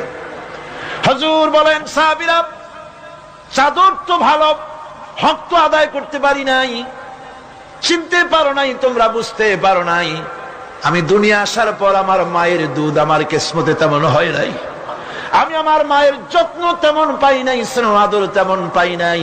যার বুকের দুধ খাইয়া, যার কোলে কাখে চড়ে আমি বড় হয়েছি, ইনি আমার সেই দুধ মা হযরতে হালিমাতুস সাদিয়া। বন্ধুরা, মা যদি বেঁচে থাকে, রাত্রে বাড়ি গিয়ে পায়ে ধরুন, বলেন মা অন্যায় করেছি, জীবনে বহু বেয়াদবি করেছি, আমার মাফ করে দাও। বিশ্বাস করুন, মা বাপের যদি খেদমত করেন, মা বাপ যদি রাজি থাকে, রিজকে, খাদ্যে, টাকায়, ইজ্জতে জীবনেও কষ্ট হবে না। বিপদে অবিচলতার মুক্ত প্রতীক বিশ্বনবী মুহাম্মদ সাল্লাল্লাহু আলাইহি ওয়াসাল্লাম। সর্ব অবস্থায় আল্লাহর উপর ভরসা করে ধৈর্য ধরার ক্ষেত্রে তিনি স্থাপন করেছিলেন এক অনন্য দৃষ্টান্ত। হিজরতের ঘটনা তার প্রকৃষ্ট উদাহরণ। আমার ভাইয়েরা, বিপদে অবিচলতা আমাদেরকে পয়গম্বরেরা শিক্ষা দান করেছেন। আমরা দেখতে পেয়েছি বিশ্বনবী জনাবে মুহাম্মদুর রাসূলুল্লাহ সাল্লাল্লাহু আলাইহি ওয়াসাল্লাম হিজরতের রাত, কাফেররা চতুর্দিকে দাঁড়ানো, হযরত জিবরাইল এসে বলেন, ইয়া রাসূলুল্লাহ, হে কাফেররা চতুর্দিকে ঘিরে দাঁড়িয়েছে, গভীর রাত, এখন হাতে তাদের তরবারি, সকাল হলে পরেই তারা আপনাকে মেরে ফেলে দিবে, তাড়াতাড়ি ওঠেন, মদিনার দিকে চলে যান। আল্লাহ নবী ঘুমের থেকে জেগে হযরত আলীকে ডেকে বলেন, আলী, আল্লাহ অর্ডার করেছেন আমি মদিনায় চললাম, আমার বিছানার পরে আমার চাদর গায়ে দিয়ে শুয়ে থাকো। হযরত আলী বলেন, আল্লাহর হাবিব, আপনার চাদর গায়ে দিয়ে ঘুমিয়ে থাকবো, সকালবেলায় কাফির বেঈমানেরা আপনার বিছানার পরে আপনার চাদর গায়ে দেওয়া অবস্থায় আমি আলীকে তারা মুহাম্মদ মনে করবে, আর আমি আলীকে নবী মনে করে তারা তাদের তরবারি দিয়া কেটে কেটে টুকরা টুকরা করে আমারে বিদায় করে দেবে দুনিয়া থেকে। এতটুকুনো পরোয়া করি না, বরং আমার দিলের মধ্যে এটাই তৃপ্তি থাকবে যে আমি আলীর জীবনের বিনিময় আল্লাহর হাবিব দুনিয়ায় বেঁচে আছেন। নবীজি ঘরের থেকে বেরোলেন, চতুর্দিকে কাফেররা দাঁড়ানো। আল্লাহ নবী হাতে এক মুষ্টি বালু হাতে নিয়ে শাহাতেল ওযু পড়ে 3 বার দম করে বালুগুলো ছেড়ে দিলেন। বালিগুলি ঘরের চতুর্দিকে কাফেরদের চোখে চলে গেল। পরবর্তী সময় রব্বুল আলামিন ডেকে বলেন, নবীরে, বালি যখন নিক্ষেপ আপনি করেছিলেন, ধুলাগুলি আপনি তো শুধু নিক্ষেপ করেছিলেন, কিন্তু চতুর্দিকে কাফেরদের চোখে গেল কেমনে? একদিকে মেরেছিলেন, সেই দিকেই তো যাওয়ার কথা ছিল, চতুর্দিকের কাফেরের চোখে চোখে সেগুলো পৌঁছে গেল কেমনে? ওয়ামা রামাইতা ইদ রামাইতা ওয়ালাকিন্নাল্লাহ রামা। আপনি নিক্ষেপ করেন নাই, যখন আপনি নিক্ষেপ করেছিলেন আপনি তো শুধু বালুকণা ছেড়েছেন, আর ওই বালুকণাগুলি ঘরের চতুর্দিকে সব কাফেরদের চোখে পৌঁছবার দায়িত্ব আমার কুদরত গ্রহণ করেছিল। আমার ভাইয়েরা, নবীজি বিপদে, এতগুলি শত্রু তরবারি নিয়ে তিনি বিপদে ধৈর্য হারা হন নাই। আস্তে করে ঘরের থেকে বেরিয়ে হযরত আবু বকরের বাড়িতে গিয়ে হাজির। দরজায় গিয়ে আওয়াজ দিলেন, আবু বকর। অমনি দরজা খুলে গেল। লাব্বাইক ওয়া সাদাইক। হুজুর বলেন, আবু বকর রে, একটা ডাকে কেমনে সাড়া দিলে? তুমি কি ঘুমাইছিলে না? হযরত আবু বকর বলেন, হুজুর আপনি বলেছেন আমাকে নিয়ে হিজরত করবেন, আমি মনে মনে চিন্তা করেছি না জানি কত রাত্রে নবীজি আসেন, উঠতে যদি আমার দেরি হয়ে যায়, নবীজি যদি দরজার কাছে দাঁড়ায় দাঁড়ায় আমারে ডাকাডাকি করে আর আমি যদি ঘুমায় থাকি, তাহলে আল্লাহর নবীর সঙ্গে বেয়াদবি হয়ে যাবে। এই মনে করে বিছানায় না ঘুমাইয়া আপনার গলার আওয়াজ শোনার জন্য এই দরজার সঙ্গে পিঠ লাগাইয়া লাগাইয়া দাঁড়াইয়া ঘুমাচ্ছিলাম। আল্লাহর নবী হযরত আবু বকরকে সঙ্গে করে নিয়ে চললেন মদিনার দিকে, উল্টা পথে রওনা করলেন। বারবার কাবা শরীফের দিকে তাকাতে লাগলেন। বুখারী শরীফে এসেছে, নবীজি বারবার কাবার দিকে তাকিয়ে বলতেছেন, রে কাবা, বড় আশা ছিল তোর কাছে থাকবো, তোর খেদমত করব, কিন্তু তোর নিষ্ঠুর সন্তানেরা তোর কাছে আমারে থাকতে দিল না রে। আল্লাহ নবী মিসফালা দিয়ে জাবালে কেদোয়ার উপর দিয়ে চলে গেলেন জাবালে সুরে। গুহার কাছে যখন গিয়েছেন, হযরত রক্ত হয়ে গেল।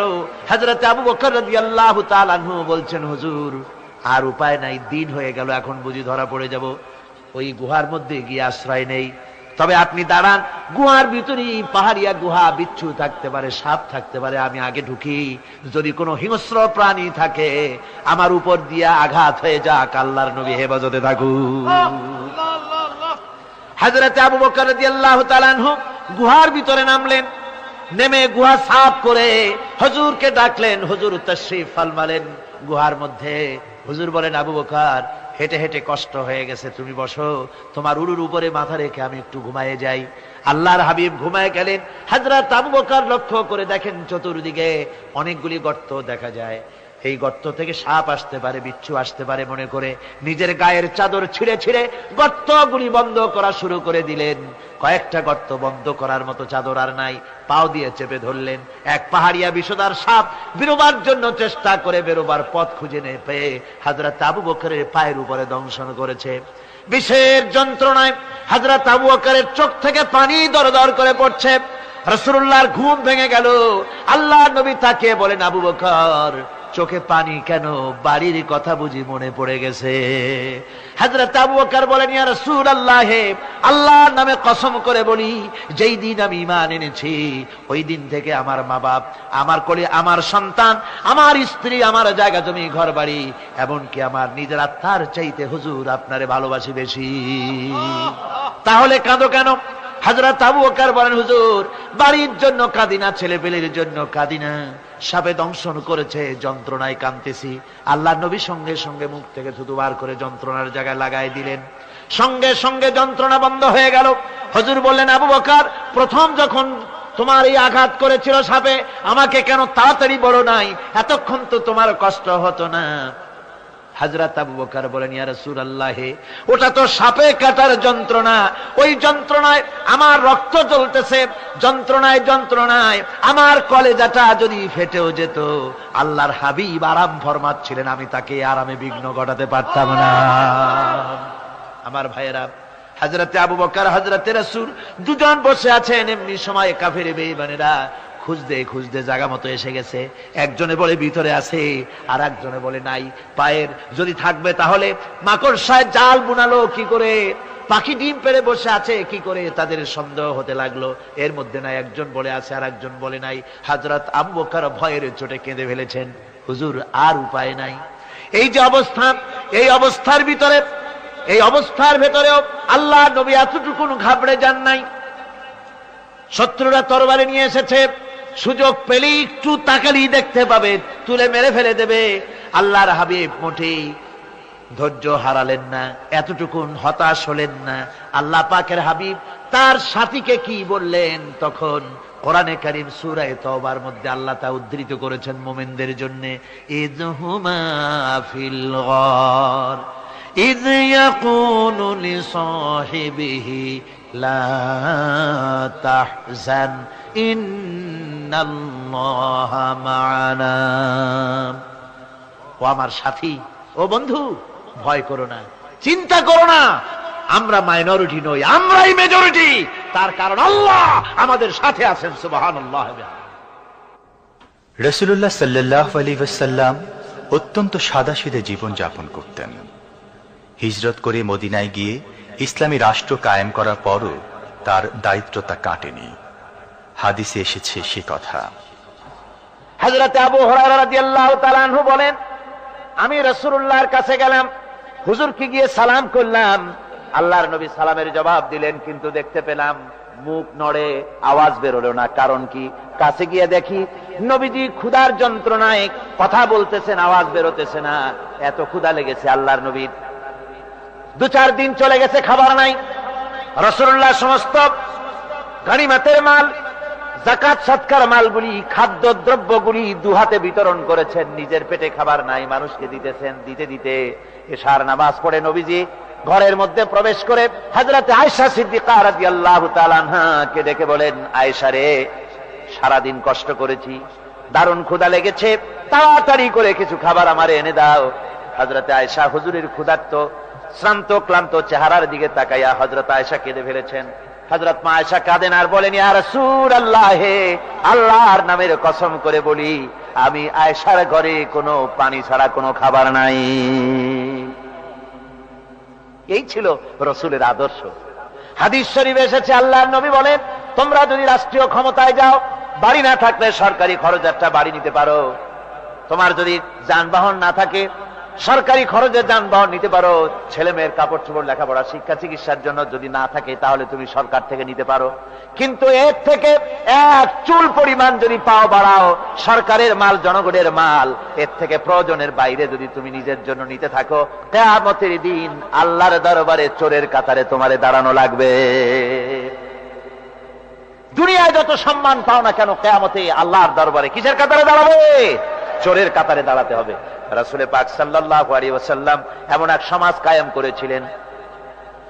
আমার হতাশাগ্রস্ত ছাত্ররা, যেসব ছাত্ররা সমাজতন্ত্র তোমরা করো, যারা সমাজতন্ত্র করতে হতাশাগ্রস্ত হয়েছে, এখন যাব কোথায় বলে হতাশ হয়ে গিয়েছো তোমরা, আমরা তোমাদেরকে দাওয়াত দেই, কোরআনের মাহফিল থেকে দাওয়াত দেই, ফিরে আসো। হতাশ হওয়ার কোনো কারণ নাই। লেনিন মরার, ও মরে গেছে। কার্ল মার্কস মরার, মরে গেছে, পচে গেছে, গলে গেছে, দুনিয়া থেকে শেষ হয়ে গিয়েছে। আল্লাহর নবীর নেতৃত্ব, সূর্য যতদিন উঠবে আর ডুববে, নবীজির নেতৃত্ব শেষ হবে না। ওই নেতৃত্বে আসো, রাসূলের নেতৃত্ব মেনে নাও, কোরআনের শাসন মেনে নাও, তাহলেই শান্তি পাবে তোমরা।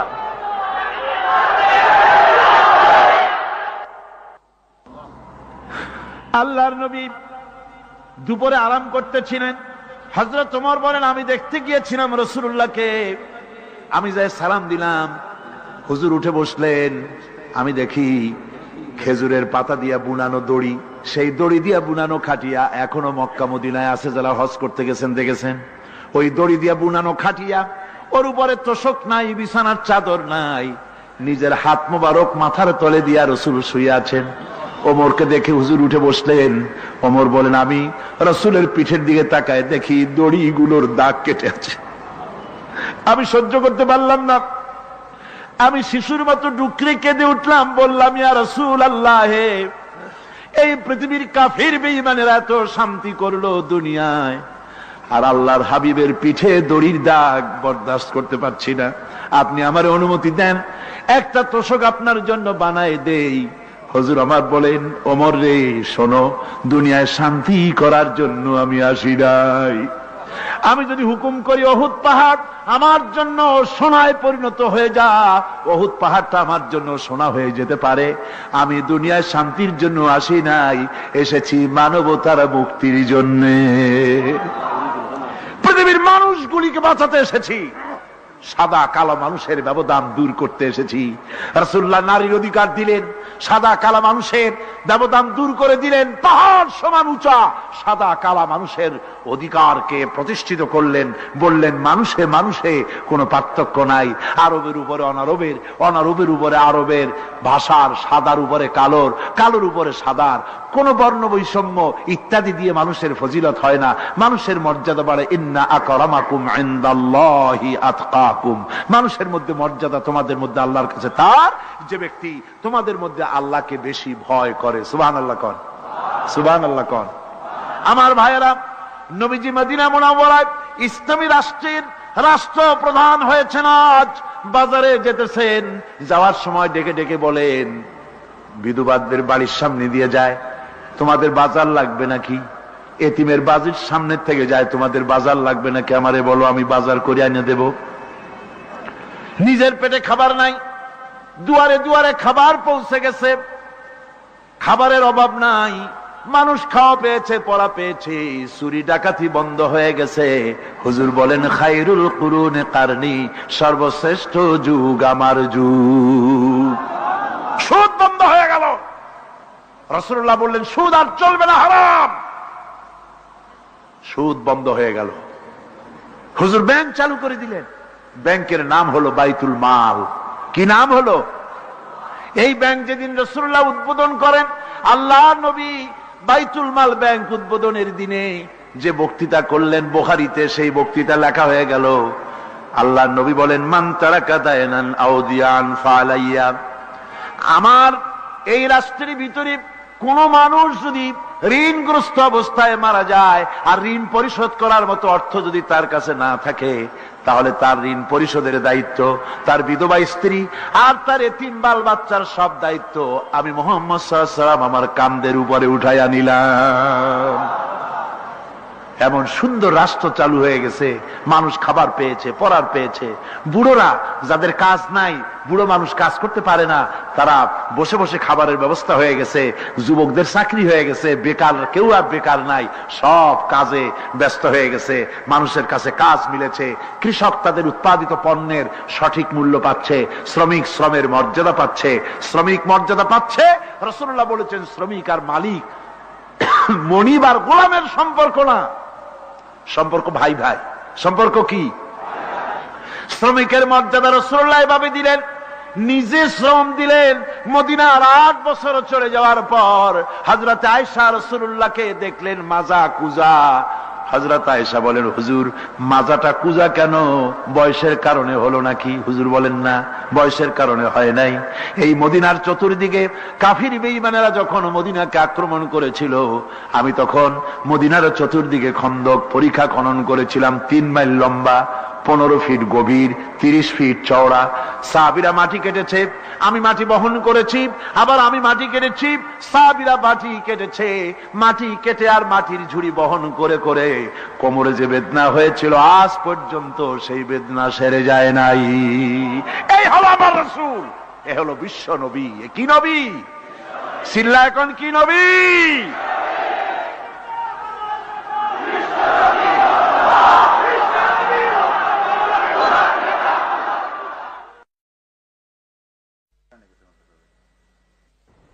বিসমিল্লাহির রহমানির রহিম। সর্বযুগের সর্বকালের সর্বশ্রেষ্ঠ মহামানব রাহমাতুল্লিল আলামিন হযরত মুহাম্মদ সাল্লাল্লাহু আলাইহি ওয়াসাল্লাম, যার জীবনের প্রতিটি অংশে আছে শিক্ষা, মহান রব্বুল আলামিনের অকৃত্রিম বন্ধু রাসূলুল্লাহ সাল্লাল্লাহু আলাইহি ওয়াসাল্লামের জীবন থেকে শিক্ষা গ্রহণ আমাদের সবারই একান্ত কর্তব্য। এখন আমাদের সামনে রাসূল করিম সাল্লাল্লাহু আলাইহি ওয়াসাল্লামের জীবনের নানা দিক নিয়ে আলোচনা করছেন আন্তর্জাতিক খ্যাতিসম্পন্ন মুফাসসিরে কোরআন ও বিশিষ্ট ইসলামী চিন্তাবিদ হযরত মাওলানা দেলোয়ার হোসাইন সাঈদী। শব্দগ্রহণে মাহসিন সাউন্ড সিস্টেম, প্রযোজনায় সিএইচপি, পরিবেশনায় স্পন্দন অডিও ভিজুয়াল সেন্টার, ঢাকা।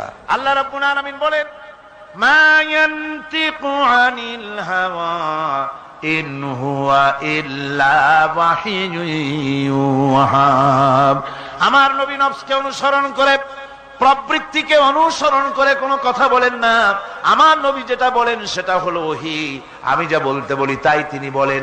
ওয়ালাউ তাকাওয়ালা আলাইনা বা'দাল আকাবিল। আমার নবী যদি নিজের থেকে বানিয়ে কোন কথা যদি কোরআনের ভিতরে আমার নামে চালায় দিতেন, আমি আল্লাহ রাব্বুল আলামিন আমার নবীর ডান হাতকে চেপে ধরতাম আর তার কণ্ঠ নালীকে আমি আল্লাহ রাব্বুল আলামিন কেটে ফেলে দিতাম। তিনি যা বলেছেন সব কার কথা? আল্লাহ পাকের কথা। তিনি হচ্ছেন গোটা বিশ্বের সর্বশ্রেষ্ঠ চরিত্রের আধার। তার চরিত্রের সার্টিফিকেট আল্লাহ পাক দিচ্ছেন। চরিত্রের সার্টিফিকেট কে দিলেন? আল্লাহ পাক দিয়েছেন। কোরআনে কারীমের মধ্যে আল্লাহ রাব্বুল আলামিন বলেন ওয়া ইন্নাকা লাআলা খুলুকিন আযীম। নবী হে, আপনি হচ্ছেন পুত পবিত্র চরিত্রের উপরে প্রতিষ্ঠিত। সুবহানাল্লাহ ওয়া বিহামদিহি, আপনি শ্রেষ্ঠ চরিত্রের উপরে প্রতিষ্ঠিত। দেখুন রাসূল করিম সাল্লাল্লাহু আলাইহি ওয়াসাল্লাম নবুয়ত পাওয়ার পর যখন তিনি ঘরে প্রবেশ করেছেন, সর্বপ্রথম হযরত জিবরাইলের সঙ্গে জীবনের প্রথম দেখা, ভয় পেয়েছেন, শরীরে জ্বর এসেছে এবং হযরতে খাদিজাকে গিয়ে বলছেন যে আমাকে ঢেকে দাও, আমি ভয় পেয়েছি। হযরতে খাদিজাতুল কুবরা রাদিয়াল্লাহু তাআলা আনহা তিনি রাসূলকে বলছেন, আবুল কাসেম, হে কাসেমের পিতা, আপনার ভয় পাওয়ার কোনো কারণ নাই, আপনাকে জিন বা শয়তান কোনো অনিষ্ট করতে পারে না, কারণ আপনি এতিমদেরকে, মিসকিনদেরকে খেতে দেন, আপনি বিধবাকে আশ্রয় দেন, আপনি প্রতিবেশীর হক আদায় করেন, আপনি আত্মীয়দের হক আদায় করেন। কি সার্টিফিকেট দিচ্ছেন? স্ত্রী তো স্বামীর জন্য ভালোবাসা দিতে পারে, মহব্বত দিতে পারে, জান দিতে পারে, কিন্তু ঈমান তো আনতে পারে না। ঈমান আনা তো এত সহজ ব্যাপার না। কিন্তু রাসূল করিম সাল্লাল্লাহু আলাইহি ওয়াসাল্লাম যখন তাকে তাওহীদের দাওয়াত দিলেন, রিসালাতের দাওয়াত দিলেন এবং বললেন আমি নবী, হযরত খাদিজা এক মুহূর্ত দেরি করেন। হযরতে খাদিজা তার কাছে রাসূলুল্লাহ যখন রিসালাতের দাওয়াত পেশ করলেন, সঙ্গে সঙ্গে হযরত খাদিজা পড়ে নিলেন লা ইলাহা ইল্লাল্লাহু মুহাম্মাদুর রাসূলুল্লাহ। জোরে জোরে পড়েন লা ইলাহা ইল্লাল্লাহ, লা ইলাহা ইল্লাল্লাহ।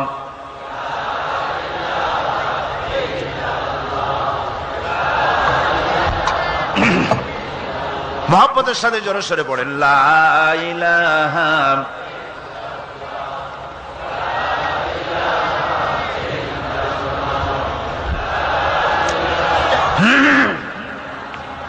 লা ইলাহা ইল্লাল্লাহু মুহাম্মাদুর রাসূলুল্লাহ। আমার বন্ধুগণ,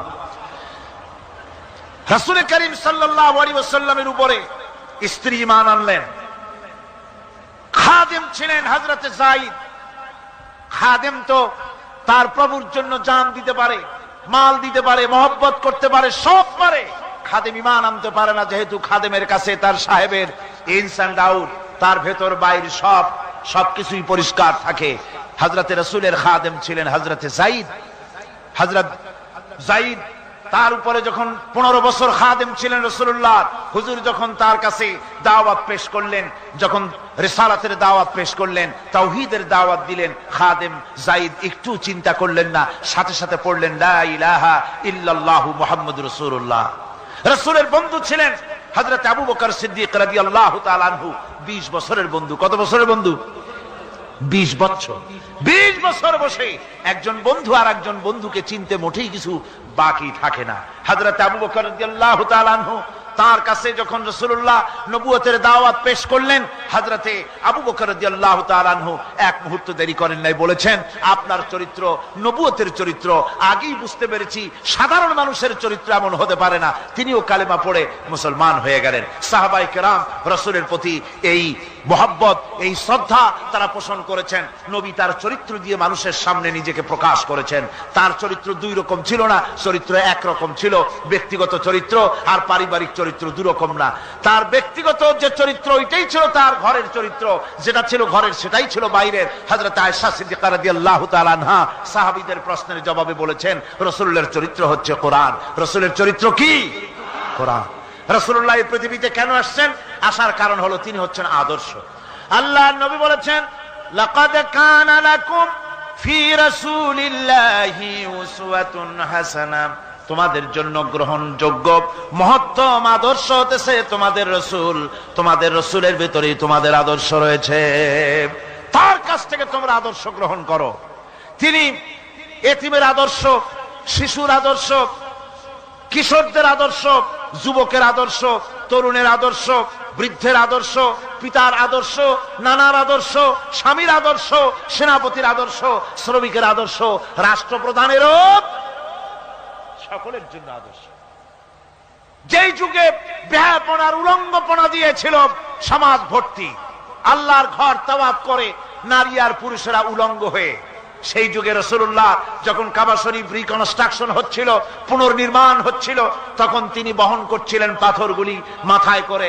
তার চাচা তাকে বললেন, তোমার তো বড্ড কষ্ট হচ্ছে, তুমি এখন এইটাকে ঘাড়ের উপরে, লুঙ্গিটা খুলা ঘাড়ের উপরে রেখে তারপর এটা বহন করো। হুজুর যখন লুঙ্গির গিরায় হাত দিয়েছেন খুলবেন এই চিন্তা করে, ঘাড়ের উপরে রেখে পাথর বহন করবেন, লুঙ্গির গিটে হাত দিয়েছেন, খোলেন নাই। লুঙ্গির গিটের উপরে হাত রেখে তিনি চিন্তা করলেন, এতগুলি লোকের সামনে কাপড়টা খুললে পরে কি শরম হবে। কাপড় তো খোলেনি নাই, শুধু খুললে পরে কি লজ্জা হবে। এই আগাম শরমের অনুভূতিতে মুহাম্মদ সাল্লাল্লাহু আলাইহি ওয়াসাল্লাম বেহুশ হয়ে জমিনের উপরে পড়ে গিয়েছেন। আদর্শ কাকে বলে? শিশুর আদর্শ, কিশোরের আদর্শ, স্বামীর আদর্শ, পিতার আদর্শ, নানার আদর্শ, গোটা পৃথিবীর সমস্ত মানুষের আদর্শ রাসূল করিম সাল্লাল্লাহু আলাইহি ওয়াসাল্লাম। তার কাছে তিনি স্ত্রীদের আদর্শ ছিলেন, তিনি নানার আদর্শ ছিলেন। ইমাম হোসেনকে তিনি কোলে নিচ্ছেন, ঘাড়ে উঠছে বাচ্চা, বুকের উপরে উঠছে। একজন সাহাবী বলছেন, হুজুর বাচ্চা পেলে আপনি এত আদর করেন, আমার তো ৬-৭টা ছেলে মেয়ে, আমি মোটে কোলেও নি না, আর জীবনে একবার সুমাও খাই না, আমার মোটে ইচ্ছাই করে না। হুজুর বললেন, আল্লাহ যদি তোমার দিলের মধ্যে রহম পয়দা না করেন তো আমি কি করতে পারি। হুজুর বাচ্চাকে নিয়ে আদর করছেন। ইমাম হোসেনকে বলছেন, হোসেন কে বড় বলো তো, তুমি বড় না আমি বড়? হোসেন বলছেন, নানাজি আমি আপনার থেকে বড়। আশ্চর্য কথা, তুমি আমার থেকে বড় কিভাবে? হোসেন বলছেন, নানাজি বলুন তো আপনার পিতার নাম কি? হুজুর বলছেন, আমার পিতার নাম আব্দুল্লাহ। হোসেন বলছেন, এই আব্দুল্লাহ এই পর্যন্তই শেষ, আপনি তো আমার পিতার মতো পিতা পান নাই, আমার আব্বার মতো আব্বা আপনার আছে। আমার আব্বাকে বলা হয় আসাদুল্লাহিল গালিব, সমস্ত কাফেরদের জন্য বিজয়ী বীর বাঘ আমার আব্বা। এবং আমার আব্বা সম্পর্কে আপনি বলেছেন, আনা মাদিনাতুল ইলম ওয়া আলিয়ুম বাবুহা, আমি হচ্ছে একটি জ্ঞানের রাজ্য আর আলী হচ্ছে সেই রাজ্যে প্রবেশের প্রধান তোরণ। আমার বাপের মতো বাপ আছে আপনার? হুজুর আশ্চর্য হয়ে গেলেন, বাচ্চা বলে কি? হোসেন বলছেন, নানাজি এবার কোন তো দেখি, এবার বলুন তো দেখি আপনার মায়ের নাম কি? হুজুর বলছেন, আমার মায়ের নাম আমেনা। হযরত হোসেন বলছেন, এই আমেনা পর্যন্তই শেষ, কয়জনে চিনবে কর? আমার মায়ের মতো একটা মা আপনার আছে? আমার মায়ের মতো একটা মা আপনি পেয়েছেন? আমার মাকে চেনেন? আমার মা হচ্ছেন জান্নাতের সাইয়্যিদাতুন নিসা, জান্নাতের সমস্ত মহিলাদের সরদারিনী আমার মা ফাতিমাতুজ জাহরা রাদিয়াল্লাহু তাআলা আনহা। আমার মায়ের মতো একটা মা আপনি পেয়েছেন? হোসেন বলছেন, নানাজি আরো বলবো নাকি? কয় হ্যাঁ বলো। বলছেন, নানাজি এবার কোন তো দেখি আপনার নানার নাম কি? হুজুর বলছেন, আমার নানার নাম আব্দুল ওয়াহাব। হোসেন বলছেন, এবার আপনি মানুষের কাছে জিজ্ঞেস করেন কয়জন এই আব্দুল ওয়াহাব রয়েছেন? আপনি কি আমার নানার মতো একটা নানা পেয়েছেন? আমার নানাকে আপনি জানেন? আমার নানা সাইয়্যিদুল মুরসালিন, আশরাফুল আম্বিয়া, রাহমাতুল লিল আলামিন, বিশ্বনবী জনাবে মুহাম্মদ রাসূলুল্লাহ সাল্লাল্লাহু আলাইহি ওয়াসাল্লাম।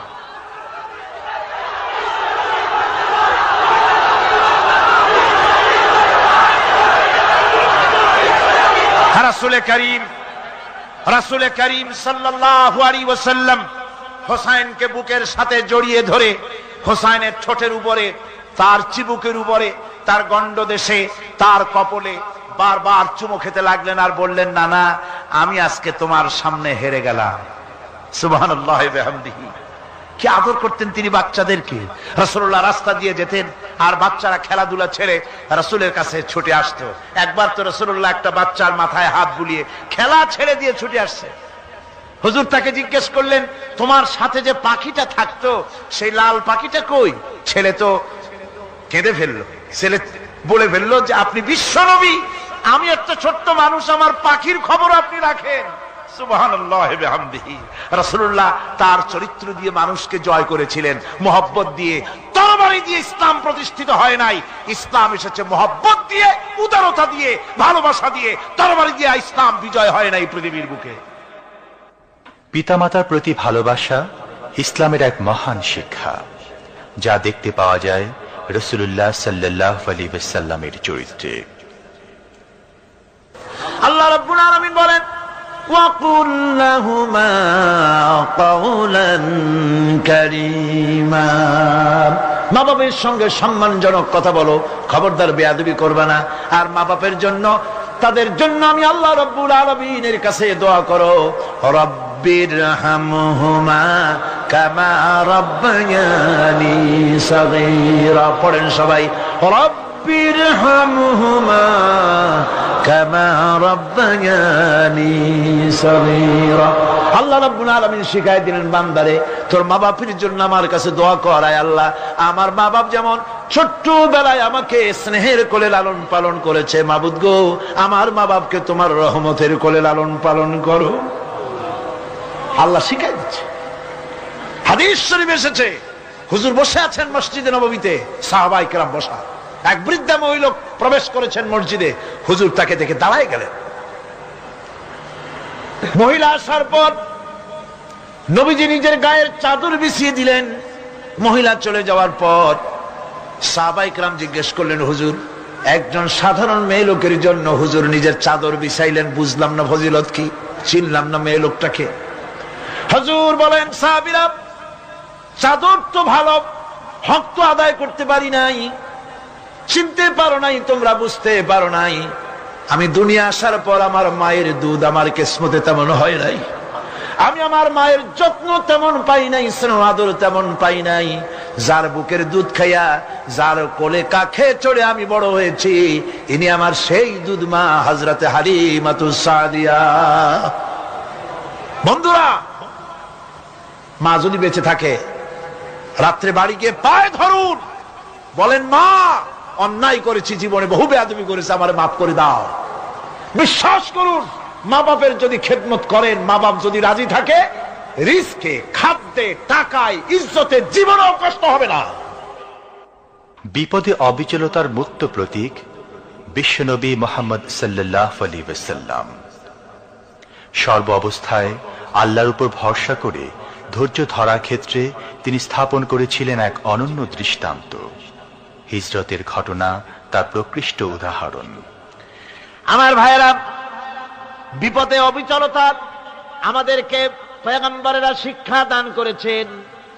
আমরা দেখতে পেয়েছি বিশ্বনবী জনাবে মুহাম্মদুর রাসূলুল্লাহ সাল্লাল্লাহু আলাইহি ওয়াসাল্লাম হিজরতের রাত, কাফেররা চতুর্দিকে দাঁড়ানো, হযরত জিবরাইল এসে বলেন, ইয়া রাসূলুল্লাহ, হে কাফেররা চতুর্দিকে ঘিরে দাঁড়িয়েছে, গভীর রাত, এখন হাতে তাদের তরবারি, সকাল হলে পরেই তারা আপনাকে মেরে ফেলে দিবে, তাড়াতাড়ি ওঠেন, মদিনার দিকে চলে যান। আল্লাহ নবী ঘুমের থেকে জেগে হযরত আলীকে ডেকে বলেন, আলী, আল্লাহ অর্ডার করেছেন আমি মদিনায় চললাম, আমার বিছানার পরে আমার চাদর গায়ে দিয়ে শুয়ে থাকো। হযরত আলী বলেন, আল্লাহর হাবিব, আপনার চাদর গায়ে দিয়ে ঘুমিয়ে থাকবো, সকালবেলায় কাফির বেঈমানেরা আপনার বিছানার পরে আপনার চাদর গায়ে দেওয়া অবস্থায় আমি আলীকে তারা মুহাম্মদ মনে করবে, আর আমি আলীকে নবী মনে করে তারা তাদের তরবারি দিয়া কেটে কেটে টুকরা টুকরা করে আমারে বিদায় করে দেবে দুনিয়া থেকে। এতটুকুনো পরোয়া করি না, বরং আমার দিলের মধ্যে এটাই তৃপ্তি থাকবে যে আমি আলীর জীবনের বিনিময় আল্লাহর হাবিব দুনিয়ায় বেঁচে আছেন। নবীজি ঘরের থেকে বেরোলেন, চতুর্দিকে কাফেররা দাঁড়ানো। আল্লাহ নবী হাতে এক মুষ্টি বালু হাতে নিয়ে শাহাতেল ওযু পড়ে 3 বার দম করে বালুগুলো ছেড়ে দিলেন। বালিগুলি ঘরের চতুর্দিকে কাফেরদের চোখে চলে গেল। পরবর্তী সময় রব্বুল আলামিন ডেকে বলেন, নবীরে, বালি যখন নিক্ষেপ আপনি করেছিলেন, ধুলাগুলি আপনি তো শুধু নিক্ষেপ করেছিলেন, কিন্তু চতুর্দিকে কাফেরদের চোখে গেল কেমনে? একদিকে মেরেছিলেন, সেই দিকেই তো যাওয়ার কথা ছিল, চতুর্দিকের কাফেরের চোখে চোখে সেগুলো পৌঁছে গেল কেমনে? ওয়ামা রামাইতা ইদ রামাইতা ওয়ালাকিন্নাল্লাহ রামা। আপনি নিক্ষেপ করেন নাই, যখন আপনি নিক্ষেপ করেছিলেন আপনি তো শুধু বালুকণা ছেড়েছেন, আর ওই বালুকণাগুলি ঘরের চতুর্দিকে সব কাফেরদের চোখে পৌঁছবার দায়িত্ব আমার কুদরত গ্রহণ করেছিল।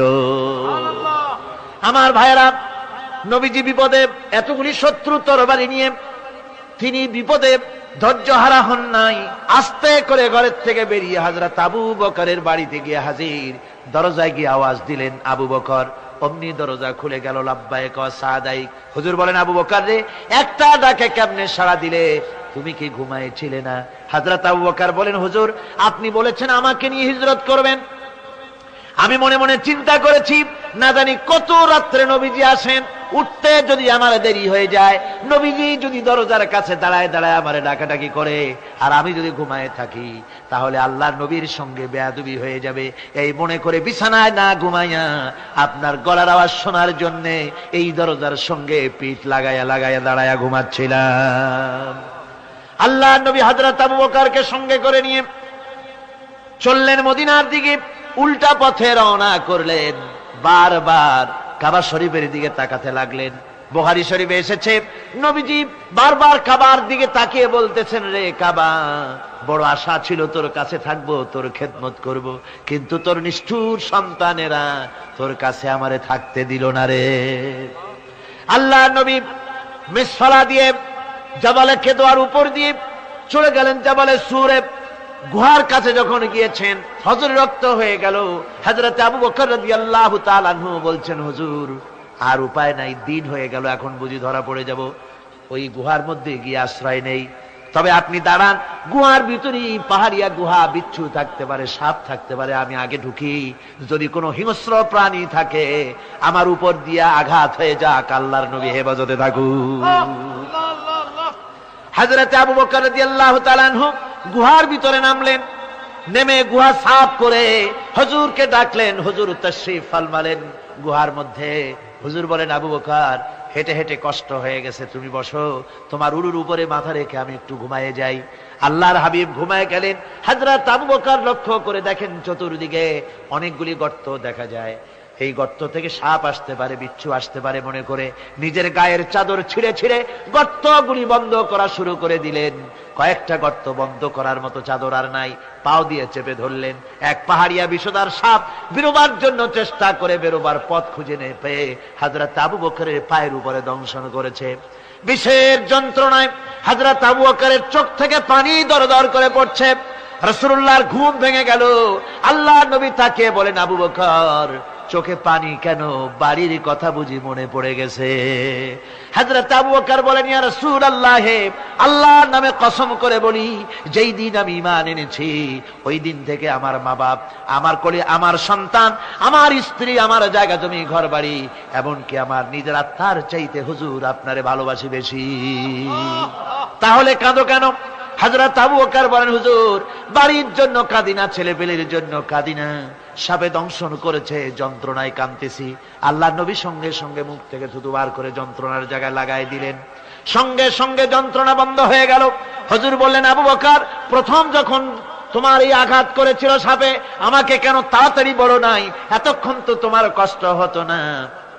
হযরত আবু বকর বলেন, ইয়া রাসূলুল্লাহ, ওটা তো সাপে কাটার যন্ত্রণা, ওই যন্ত্রণায় আমার রক্ত জ্বলতেছে, যন্ত্রণায় যন্ত্রণায় আমার কলেজাটা যদি ফেটেও যেত, আল্লাহর হাবিব আরাম ফরমাচ্ছিলেন, আমি তাকে আরামে বিঘ্ন ঘটাতে পারতাম না।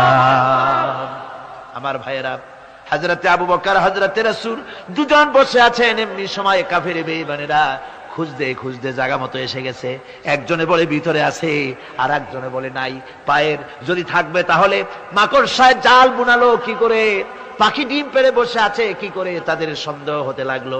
এর মধ্যে নাই একজন বলে আছে আর একজন বলে নাই। হযরত আবু বকর ভয়ের চোটে কেঁদে ফেলেছেন, হুজুর আর উপায় নাই। এই যে অবস্থা, এই অবস্থার ভিতরে, এই অবস্থার ভেতরেও আল্লাহ নবী এতটুকু ঘাবড়ে যান নাই। শত্রুরা তরবারি নিয়ে এসেছে, সুযোগ পেলেই একটু তাকালেই দেখতে পাবে, তুলে মেরে ফেলে দেবে। আল্লাহর হাবিব মোটেই ধৈর্য হারালেন না, এতটুকু হতাশ হলেন না। আল্লাহ পাকের হাবিব তার সাথীকে কি বললেন? তখন কোরআনে কারীম সূরা তাওবার মধ্যে আল্লাহ তা উদ্ধৃত করেছেন মুমিনদের জন্য, ইযহুমা ফিল গার ইয ইয়াকুলু লিসাহিবিহি লা তাহজান ইন্নাল্লাহা মা'ানা। ও আমার সাথী, ও বন্ধু, ভয় করো না, চিন্তা করো না, আমরা মাইনরিটি নই, আমরাই মেজরিটি। তার কারণ আল্লাহ আমাদের সাথে আছেন। সুবহানাল্লাহ। রাসূলুল্লাহ সাল্লাল্লাহু আলাইহি ওয়াসাল্লাম অত্যন্ত সাদাসিধে জীবন যাপন করতেন। হিজরত করে মদিনায় গিয়ে ইসলামী রাষ্ট্র কায়েম করার পরও তার দায়িত্বটা কাটেনি। হাদিসে এসেছে সে কথা। হযরত আবু হুরায়রা রাদিয়াল্লাহু তাআলা আনহু বলেন, আমি রাসূলুল্লাহর কাছে গেলাম, হুজুরকে গিয়ে সালাম করলাম।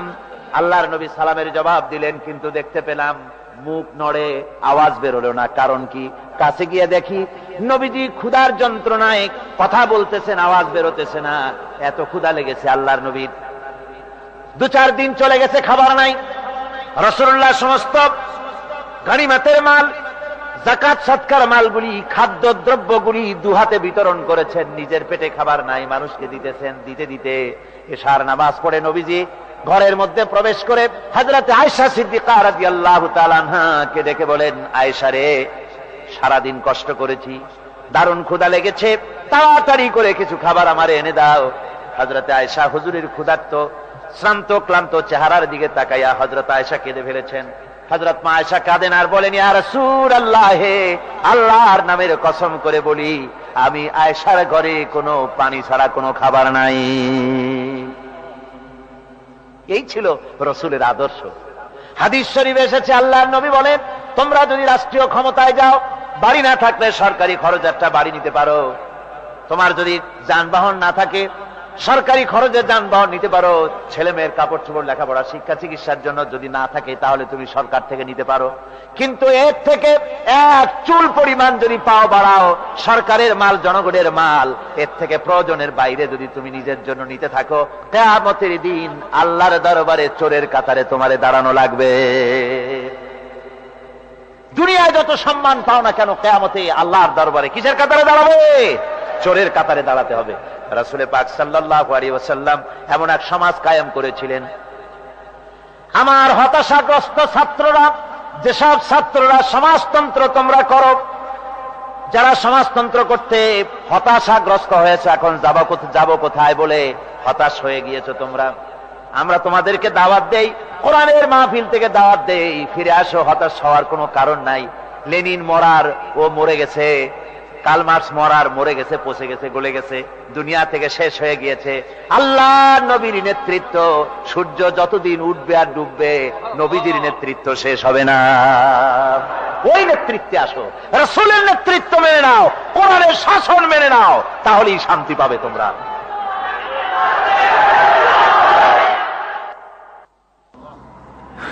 আল্লাহর নবী দুপুরে আরাম করতেছিলেন। হযরত ওমর বলেন, আমি দেখতে গিয়েছিলাম রাসূলুল্লাহকে, আমি যাই সালাম দিলাম, হুজুর উঠে বসলেন। আমি দেখি খেজুরের পাতা দিয়া বুনানো দড়ি, সেই দড়ি দিয়া বুনানো খাটিয়া এখনো মক্কা মদিনায় আছে, যারা হজ করতে গেছেন দেখেছেন। ওই দড়ি দিয়া বুনানো খাটিয়া, ওর উপরে তোশক নাই, বিছানার চাদর নাই, নিজের হাত মোবারক মাথার তলে দিয়া রাসূল শুয়ে আছেন। ওমরকে দেখে হুজুর উঠে বসলেন। ওমর বলেন, আমি রাসূলের পিঠের দিকে তাকায় দেখি দড়িগুলোর দাগ কেটে আছে।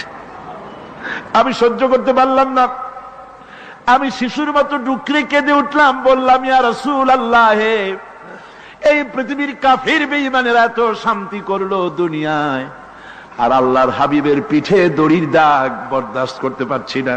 আপনি আমার অনুমতি দেন, একটা তোশক আপনার জন্য বানায় দেই। হুজুর আমার বলেন, ওমর রে, শোনো, দুনিয়ায় শান্তি করার জন্য আমি আসি নাই। আমি যদি হুকুম করি উহুদ পাহাড় আমার জন্য সোনায় পরিণত হয়ে যা, উহুদ পাহাড়টা আমার জন্য সোনা হয়ে যেতে পারে। আমি দুনিয়ায় শান্তির জন্য আসি নাই, এসেছি মানবতার মুক্তির জন্য। পৃথিবীর মানুষগুলিকে বাঁচাতে এসেছি, সাদা কালো মানুষের ব্যবধান দূর করতে এসেছি। রাসূলুল্লাহ নারীর অধিকার দিলেন, সাদা কালা মানুষের ব্যবধান দূর করে দিলেন। পাহাড় সমান উঁচা সাদা কালা মানুষের অধিকারকে প্রতিষ্ঠিত করলেন, বললেন মানুষে মানুষে কোনো পার্থক্য নাই। আরবের উপরে অনারবের, অনারবের উপরে আরবের, ভাষার, সাদার উপরে কালোর, কালোর উপরে সাদার, কোন বর্ণ বৈষম্য ইত্যাদি দিয়ে মানুষের ফজিলত হয় না। মানুষের মর্যাদা বাড়ে, ইন্না আকরামাকুম ইনদাল্লাহি আতকাকুম। মানুষের মধ্যে মর্যাদা তোমাদের মধ্যে আল্লাহর কাছে তার, যে ব্যক্তি তোমাদের মধ্যে আল্লাহকে বেশি ভয় করে। সুবহানাল্লাহ কোন, সুবহানাল্লাহ কোন। আমার ভাইয়েরা, নবীজি মদিনা মুনাওয়ারায় ইসলামী রাষ্ট্রের রাষ্ট্রপ্রধান হয়েছেন। আজ বাজারে যেতেছেন, যাওয়ার সময় ডেকে ডেকে বলেন, বিধবাদের বাড়ির সামনে দিয়ে যায়, তোমাদের বাজার লাগবে নাকি? এতিমের বাড়ির সামনে থেকে যায়, তোমাদের বাজার লাগবে নাকি? আমারে বলো, আমি বাজার করে এনে দেব।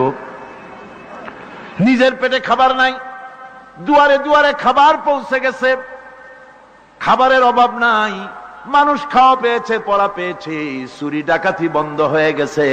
হুজুর বলেন খায়রুল কুরুনে কারনি, সর্বশ্রেষ্ঠ যুগ আমার যুগ। সুদ বন্ধ হয়ে গেল।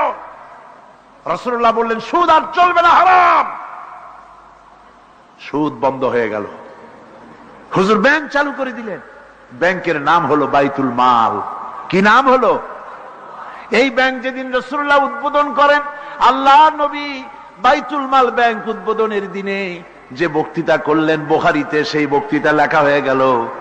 আল্লাহ নবী বলেন মান তারাকা দায়নান আউদিয়ান ফালাইয়া, আমার এই রাষ্ট্রের ভিতরে কোন মানুষ যদি ঋণগ্রস্ত অবস্থায় মারা যায় আর ঋণ পরিশোধ করার মতো অর্থ যদি তার কাছে না থাকে, তাহলে তার ঋণ পরিশোধের দায়িত্ব, তার বিধবা স্ত্রী আর তার এতিম বাল বাচ্চার সব দায়িত্ব আমি মুহাম্মদ সাল্লাল্লাহু আলাইহি ওয়াসাল্লাম আমার কাঁধের উপরে উঠাইয়া নিলাম।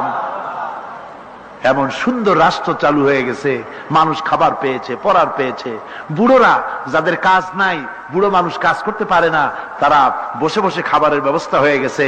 যুবকদের চাকরি হয়ে গেছে, বেকার কেউ আর বেকার নাই, সব কাজে ব্যস্ত হয়ে গেছে, মানুষের কাছে কাজ মিলেছে।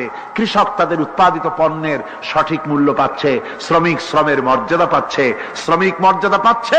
রাসূলুল্লাহ বলেছেন শ্রমিক আর মালিক, মনিব আর গোলামের সম্পর্ক না, সম্পর্ক ভাই ভাই। সম্পর্ক কি? শ্রমিকের মর্যাদা রাসূলুল্লাহ এভাবে দিলেন, নিজে শ্রম দিলেন। মদিনার 8 বছর চলে যাওয়ার পর হযরত আয়েশা রাসূলুল্লাহকে দেখলেন মাজা কুজা। হযরত আয়েশা বলেন হুজুর মাজাটা কুজা কেন? বয়সের কারণে হলো নাকি? হুজুর বলেন না, বয়সের কারণে হয় নাই। এই মদিনার চতুর্দিকে কাফির বেঈমানেরা যখন মদিনাকে আক্রমণ করেছিল, আমি তখন মদিনার চতুর্দিকে খন্দক পরিখা খনন করেছিলাম, 3 মাইল লম্বা, 15 ফিট গভীর, 30 ফিট চওড়া। সাহাবীরা মাটি কেটেছে, আমি মাটি বহন করেছি, আবার আমি মাটি কেটেছি, সাহাবীরা মাটি কেটেছে। মাটি কেটে আর মাটির ঝুড়ি বহন করে করে কোমরে যে বেদনা হয়েছিল আজ পর্যন্ত সেই বেদনা সেরে যায় নাই। এই হলো আমার রাসূল, এ হলো বিশ্ব নবী। কি নবী? সিল্লা এখন কি নবী?